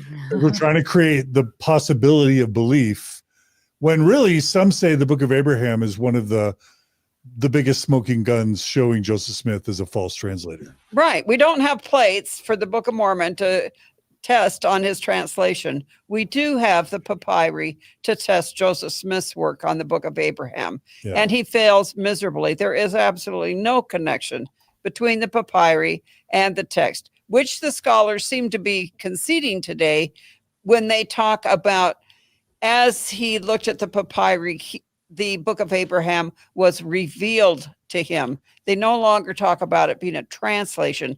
It's a revealed text. It's a revelation. Yeah. All right, let's go to the next clip. 1967, there's a researcher from the University of Utah who is not a Latter-day Saint, and he's that's studying important. old papyrus. And so he goes to the Metropolitan Museum of Art in New York City, and they have a big collection of just random old papyrus that they don't know where it came from. Remember, everybody was looting everything out of Egypt. And so the Met has this big collection. So this guy from the University of Utah, not a church member, is going through, and then he realizes that 10 of the little pieces of papyrus are from the Joseph Smith era. And you know how he did it? Okay. For another reason why I would fire people. Why are you laughing, Gerardo and Sidra? Well, this is so false. The Metropolitan Museum knew what they had. They knew they had bought the fragments of the Joseph Smith collection. And when Dr. Atiyah comes from the University of Utah out to the Metropolitan Museum, the museum decides to show him part of the Joseph Smith collection. It's not that Atiyah stumbles across these. The museum shows him the facsimile number 1. And Atiyah immediately recognizes it. Oh my goodness, this is Joseph Smith's papyri, you know. But the museum knew all along what it was. This wasn't a discovery made by Atiyah. Now, Dr. Atiyah was a real nice guy, but the church was using him, ended up using him to try and build this story that this miraculous finding of the Book of Abraham scriptures by an Egyptologist who happens to not be Mormon. Right. Yes, Yeah. and he wasn't Mormon. He was Egyptian. He was a member of the Coptic Church, I believe. But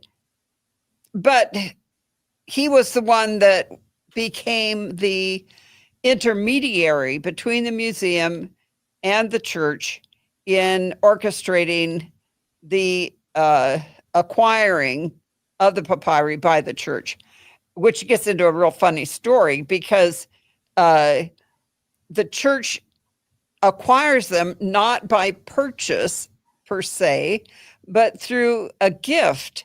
The church got a Mormon member to make a donation of a couple of statues to the Metropolitan Museum to make it worth the museum's time to give the papyri to the church. Why wouldn't the church just buy them? Because the church never buys anything. The church doesn't buy things. They get people to donate them. Oh, it's cheaper. It's cheaper. Oh, okay. Because the church doesn't have enough money. Well, evidently. So is Keith Erekson a bad historian or a lying historian? Oh, both. I don't know on this. If he, it means he's a shoddy historian.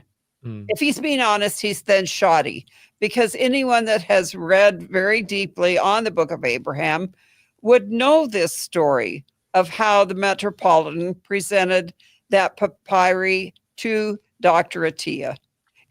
They interviewed in Dialogue, a Journal of Mormon Thought has interviews with these men at the museum where they tell this about how this transaction took place. But Sandra, he's not allowed to read Dialogue because it's not an approved source. I forgot that. Dialogue's an anti-Mormon source. Don't make up a story then. Yeah. If you don't make it up. Can I just share a quick thought about this? Because Nemo, you're muted. So am I? No, I can hear you. Well, I don't hear you. Oh, right. Well, sorry, Nemo. You got to try me spiritually as John. Julie, can you talk? I want to make sure I can hear. Yeah, I can talk. I can hear I it. think we're disconnected. Let me see. Okay, talk now. Okay, right. Okay, so, I hear you. That was my fault. You were. Okay. The audience could hear you. I couldn't. That's my fault. Okay, right. So Kyle S. McKay, right, is a lawyer, and he's currently the church historian. And I've made the point before that the difference between historians and lawyers is that they both deal with facts and try and work out things, but lawyers have a motive to do what's best for their client and present the facts in a way that helps the person that's hired them. And a historian has an interest in the truth and what the facts actually tell us. The problem is Keith Erekson's trying to be both. He's having to be a historian. He's having to act like a lawyer. He's having to look at these facts and they go, how can I present them in such a way that makes my team win? And that means he can't be a good historian because he's having to act like a lawyer. Yeah, that's fair. All right, let's go to the next clip. Oof. We're almost done. 1967. There's a researcher from the University of Utah who is not. We already did that one, right? Yeah. Oh, we didn't finish it. Didn't finish it. Oh, did you pause it? Yeah, but I just lost it. Oh. Should we play the rest of it? No, let's. I think Sandra told the story well enough. Okay. All right, let's go to the next clip. Yeah. Okay, so now here's the next way you can play gotcha on the internet with this one. You can say the Egyptologists looked at those and they said they're all funerary texts. That's the word. You'll see it over and over. Funerary texts, book of breathings, book of whatever, funerary texts. A little smirk. Yeah. They were buried with mummies. We've been telling that story since 1835. That is not the shocker story. Of course, they're funerary texts. They're things that people buried with them because they thought they were important. So that is not the dagger that says, oh no, they're funerary texts. Thank you for telling me what we've known since 1835. So one way people think about this is they'll say, you know what, this doesn't bother me. I got 10 pieces, a whole bunch of scrolls. The one source we have didn't say all of the scrolls from Abraham. You remember I gave you the quote. It was, among them are the writings of Abraham and Joseph. So the one source we have says there's a whole bunch of stuff, and Abraham and Joseph are in there somewhere. So, oh my gosh. I'll let you go first, Sandra. Well, he is just throwing in words to confuse everyone. Joseph tells us, I unrolled this scroll and here's the writings of Abraham, and this other one's the writing of Joseph. I don't understand how he gets this idea that there's just boatloads of papyri out here, and somewhere in this was Abraham and somewhere there was Joseph stuff, and we just don't know anything. It's just a ridiculous puffing up of words to avoid dealing with the real issue. Can we let Dan Vogel, our honorary panelist, put that on screen where he says the Book of Abraham is not a funerary text? Yeah, that makes no sense why he would say that. Yeah. Well, and then if you make his story true, that there was boatloads of papyri, and among them, like, there was the Book of Abraham and then an entire Book of Joseph, you would need rooms full of papyri to fit all that text in there. Because one of the problems that we have with the papyri that we have today is that you cannot fit the Book of Abraham in the length of what that papyri is, even if it was written in Egyptian. Based on how hieroglyphics work, right? Right, based on how because in Joseph Smith's time, Joseph believed that one hieroglyphic could be translated to multiple words or sentences or paragraphs. The whole paragraph. So with that idea, yes. But with what we know today, if he wants to fit the Book of Abraham and Book of Joseph among a ton of other stuff, he would you would need so much papyri. Yeah. That's why the missing long scroll thing is a way to try and get around that. It's like, oh, there's this missing papyri that's long enough to contain all of it. And it's like, yeah, no, there wasn't. It just feels really deceptive where he's like, oh, from the 1830s or whatever, we've been saying it's funerary text. Never at any point did Joseph say this is funerary text. Like, that's not at all what the rhetoric is. I don't know why he's spinning it that way.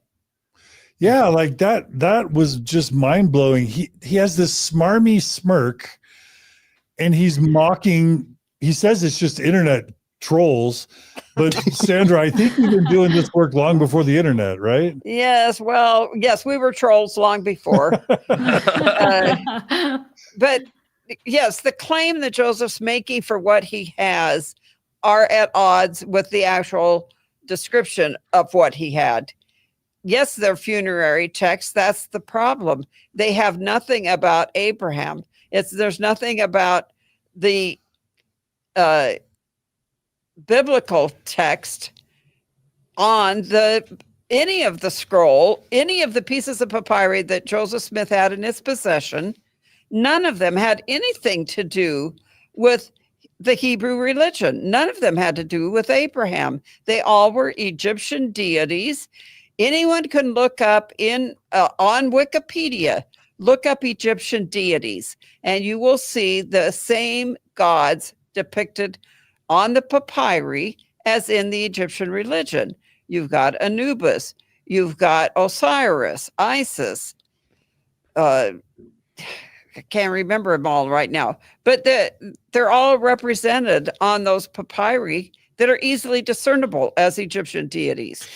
Yeah, and not just not just the gods are represented in the stories, but the pictures themselves are common. Like you can find the same exact pictures in other places in Egypt and in other papyri. They're not like something new that Abraham drew to tell us about his story when he was being The sacrificed. facsimiles. Yes. Yeah. The facsimiles appear in lots of scrolls. Right. It's like me taking a picture of the Statue of Liberty and trying to tell you that it's really Jesus. Yeah. I mean, once you've seen the Statue of Liberty, you know what it represents, and it doesn't represent Jesus. But the Mormons are trying to tell us, well, that statue of Osiris doesn't mean Osiris. That's really Abraham sitting on that throne. No, it's Osiris. But what's particularly disturbing about this is that Erekson is mocking, critics for saying Truth tellers. Yeah, he's mocking truth tellers for saying that Joseph Smith's translation was erroneous because while the scrolls are funerary texts, Joseph didn't produce funerary texts. He produced the Book of Abraham, which is not funerary text, which is manufactured revelation that's false and ahistorical. But Erekson is being very deceptive by saying, oh, the church has always told people the scrolls are funerary texts. They've said that since 1835. It's an overt, egregious, outrageous, smirky, mocking, deceptive misrepresentation. Yeah. Right. Two things. I think when we talk about funerary texts, people need to understand funerary texts in Egyptian, or for Egyptians, it would mean texts that would help the person that died have information needed to like pass to the other side. Mm-hmm. And so that's why it's called funerary text, and that's why they were buried with the person. So just that's something important to understand. It's not about the Book of Abraham, doesn't have anything to do with that. But Right. yeah. All right, let's go ahead and play the next clip. We've only got 2 more clips to go. Okay, so now here's the next way you can play gotcha on the internet with this We've one. watched this one. You can say the Egyptologists looked at those and they said We've had they're this one already. all Oh, this is what we funerary already did? texts. Yeah. That's the Okay, word I'm you see sorry. over- So did we talk about the slide that came after, Julia? No, that one's Gerardo's. I think he kind of referenced it, but he can go ahead and talk about that if he wants. Did we already cover it, Gerardo? Yeah, just basically With the 2 scrolls. the story of the 2 scrolls. Okay, yeah. okay. So then we're on to the last clip. Let's run Yeah. that. For many people, they say that, okay, great, that's fine. Okay, now there's one piece that doesn't work for. And this is the piece, one of those 10 pieces is the little diagram that's reproduced in the Book of Abraham. And it's the one where there's a person laying on a table and being sacrificed. And so if you've ever been bored as a teenager in Sunday school and flipped to the only pictures in Scripture, you went to that one and you saw there's a little description about what's going on in the photograph, about, the gods and people and whatever. Okay, so we have that image as one of the papyrus fragments, and Egyptologists look at that and they say, yeah, that doesn't say the thing that it says right underneath there. Okay, so now we take a step back. We don't have any idea what's going on in Joseph's mind as he translates things. He doesn't tell us. Every time Joseph is asked, how did you translate the Book of Mormon? He says, I did it by the gift and power of God. We don't even have an account from Joseph about the Book of Abraham. All of the accounts are more... This is crazy that we don't have an account of what Joseph was thinking when he was Yes, we translating do. the Book of Abraham. Like, That's the grammar and alphabet. yeah, right? yeah, we have the grammar and alphabet written by multiple people simultaneously, where like they were literally telling us exactly how they were thinking the papyri must be translated. They were writing the characters on the left side and telling us the meaning of the characters. Yeah. It's Yeah. just crazy. And again, check out the Robert Rittner series on Mormon stories where he goes into depth. He was the world's most foremost Egyptologist and authority on Egyptology in the Book of Mormon. And he Abraham. shows, Book of Abraham. what did I say? I'm Mormon. Book goofing of Mormon. it up. Book Okay. of Abraham Sorry, is what thank we you. did. Book of Yeah. Abraham. Thank you. And if Nemo. Keith Erekson wants to try and shift and say, oh, it was only scribes that wrote down what Joseph was doing and all this sort of stuff, well, those same scribes that wrote the grammar and alphabet of the Egyptian language were trusted to write sections of the Doctrine and Covenants. So at what point do we stop trusting the scribes that write things down for Joseph because that's going to start to undermine a lot more things than just the Book of Abraham. At that We point. have a version of it in Joseph Smith's own handwriting, so like we can't pin it on the scribes on that one either. It's just it's kind of crazy. All right, let's finish. Sorry, one more thing. The church has officially admitted that those things are in the Joseph Smith Papers project. So like there's not we can't skirt around it. Like the Keith's not even agreeing with the Joseph Smith Papers project at this point. Exactly, which he's supposedly in charge of. Yeah. All right. Well, let's go ahead and finish the clip. Practical. It's like I spent the day working on the Abraham manuscripts. So like really high level. His journal is filled with those. Spent the day working on Abraham. What was he work? How did it work? Like we don't know anything about that. So again, this is people in the gap saying, "Oh no, we don't know how it worked." Sometimes people look for patterns, and here's an interesting pattern. We'll go back to the Joseph Smith Bible translation.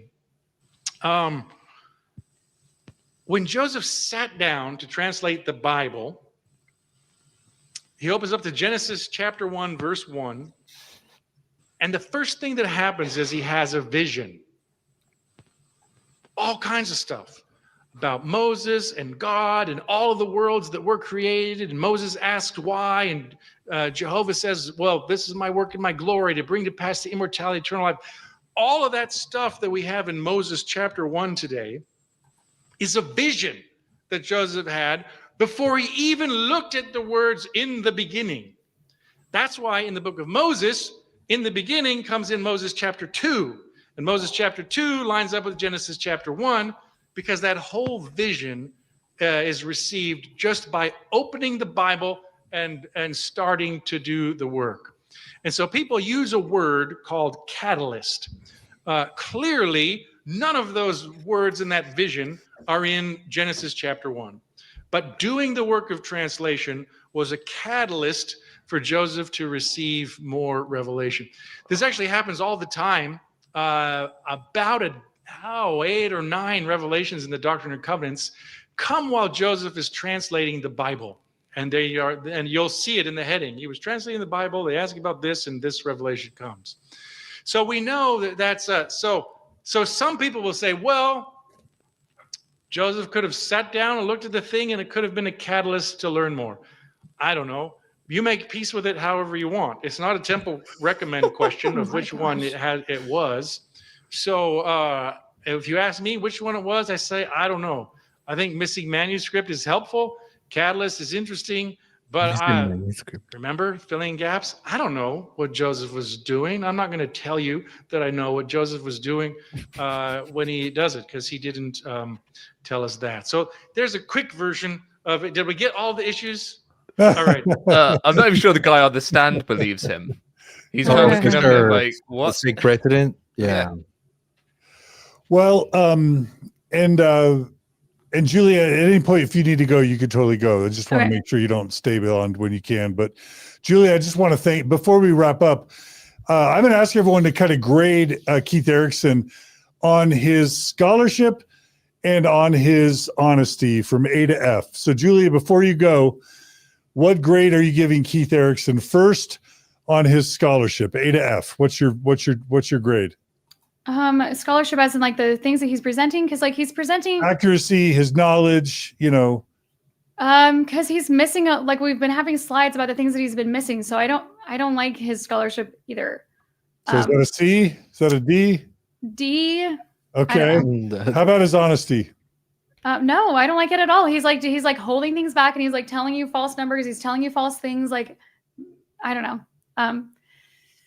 You don't want to give a grade because you're too nice. I don't want to give a grade. All right. Any final thoughts, Julie, before you have to go? No, this was really good. And like when people go to these, if this is true that you had to go see your bishop to go to this meeting to have your questions resolved, he is doing a really bad job of resolving anything. Like, in fact, like he didn't even answer the question of like, why did Joseph practice polygamy to begin with? Or why was he marrying women who were already married? Like, those were never answered. And like, he's like, oh, this isn't a temple recommend question. Just make peace with it however you want. Like, no, but hang on. This can be a question that breaks somebody's faith. It doesn't have to be a temple recommend question. Like, it's still a really hard thing that we need to have answered or figure out. And he's just sort of brushing it off. So I don't like what he's doing. And I think he needs to do a better job. Well, Julia, thanks for all the part you played in helping bring today's episode to us. Thank you. Yeah, of course. Nemo, are Brits too polite to give grades if they're not nice grades? Well, I mean, I want to add a third category, his ability to answer questions that are put to him, and I'd give him a square F for that one. Just answering questions directly. Yeah, he just can't answer the questions. Like, as Sandra keeps having to go, he's still not answered it. What grade do you give him on honesty? A to F on honesty. An E.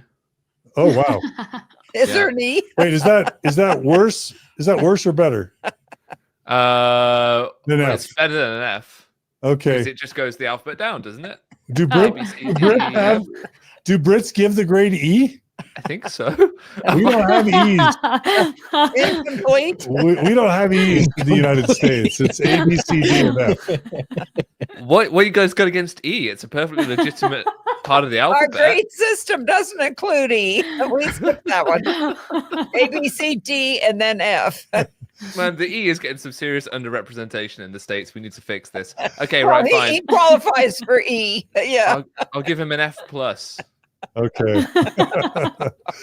All right. And then, for his scholarship, like, the problem is with scholarship, it's how well you have a handle on the subject matter, I would think. And to Sandra's point, I feel as though he has got a pretty good handle on it, which is why his honesty score is so low, because I refuse to believe that he doesn't have a good handle on this stuff, because it's not difficult to have a good handle on this stuff.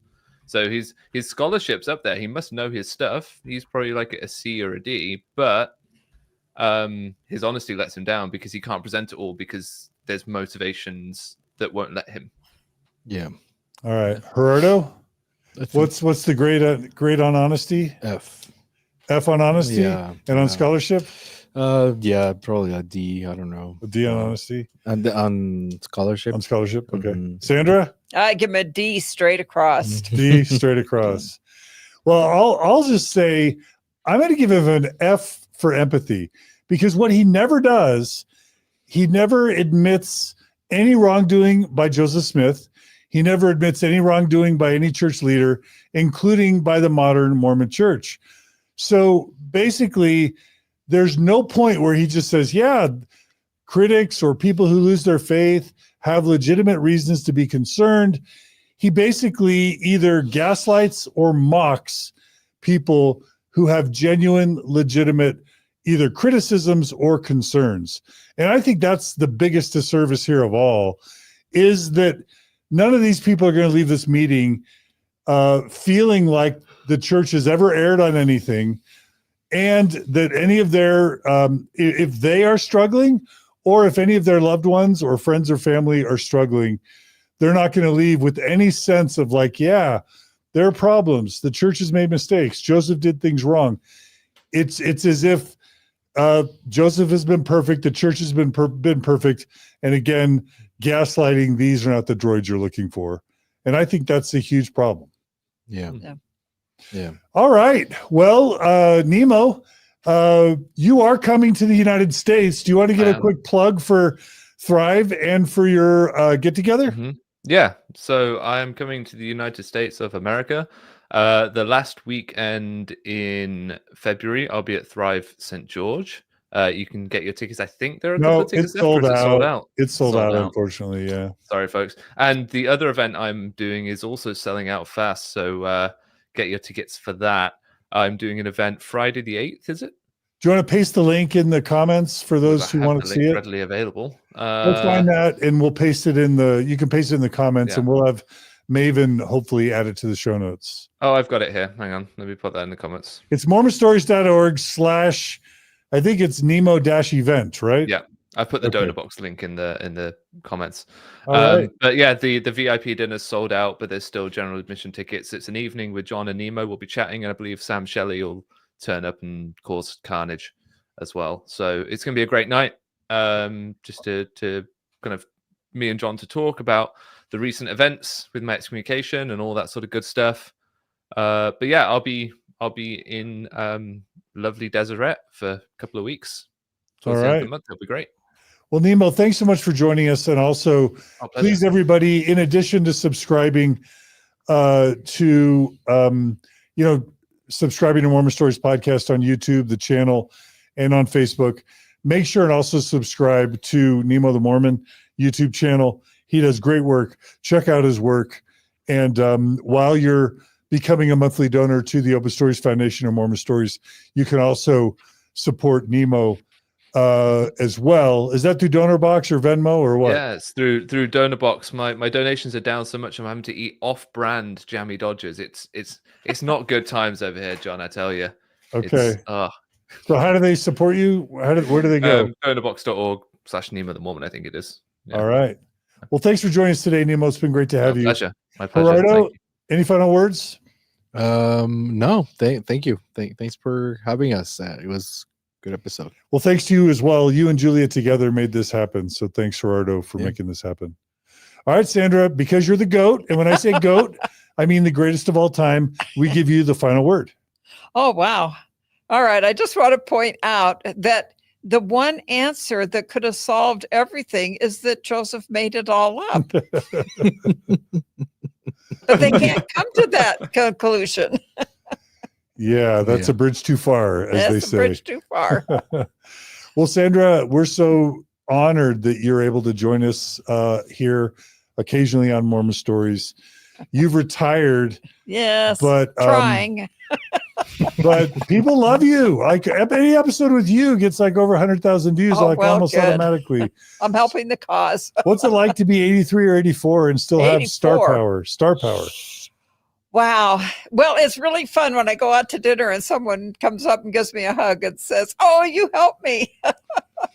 So thank you to my public. All right. And again, if you want to check out Sandra's A+ scholarship, go to utlm.org. Yes. And they can get PDFs. Yes. For all eternity. You can read everything you want to know.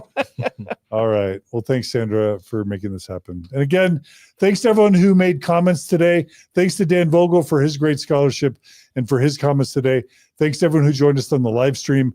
Thanks to Maven for helping out, as well as Brooklyn and our board of directors. There's so much behind the scenes that goes on to make this stuff possible. So we just want to thank everyone for that. Thanks to our donors. We couldn't do this without you, monthly donors. If you are not a donor and you value this content, please become a monthly donor. Go to mormonstories.org, click on the donate button, become a monthly donor, and we'll keep doing this stuff. Again, please subscribe and like. Please comment. Please share these episodes with others. Please email us at mormonstories@gmail.com with any of your feedback. And again, we're always looking for guests on Mormon Stories or panelists. So if you've got something to say and you want to come on Mormon Stories, go to mormonstories.org, apply to be a guest on Mormon Stories, and we'd love to consider you. Again, thanks to everyone for joining us. I think that's all for today. Be good to each other, be kind to each other, and we'll see you all again soon on another episode of Mormon Stories Podcast. Take care, everybody. Mm-hmm.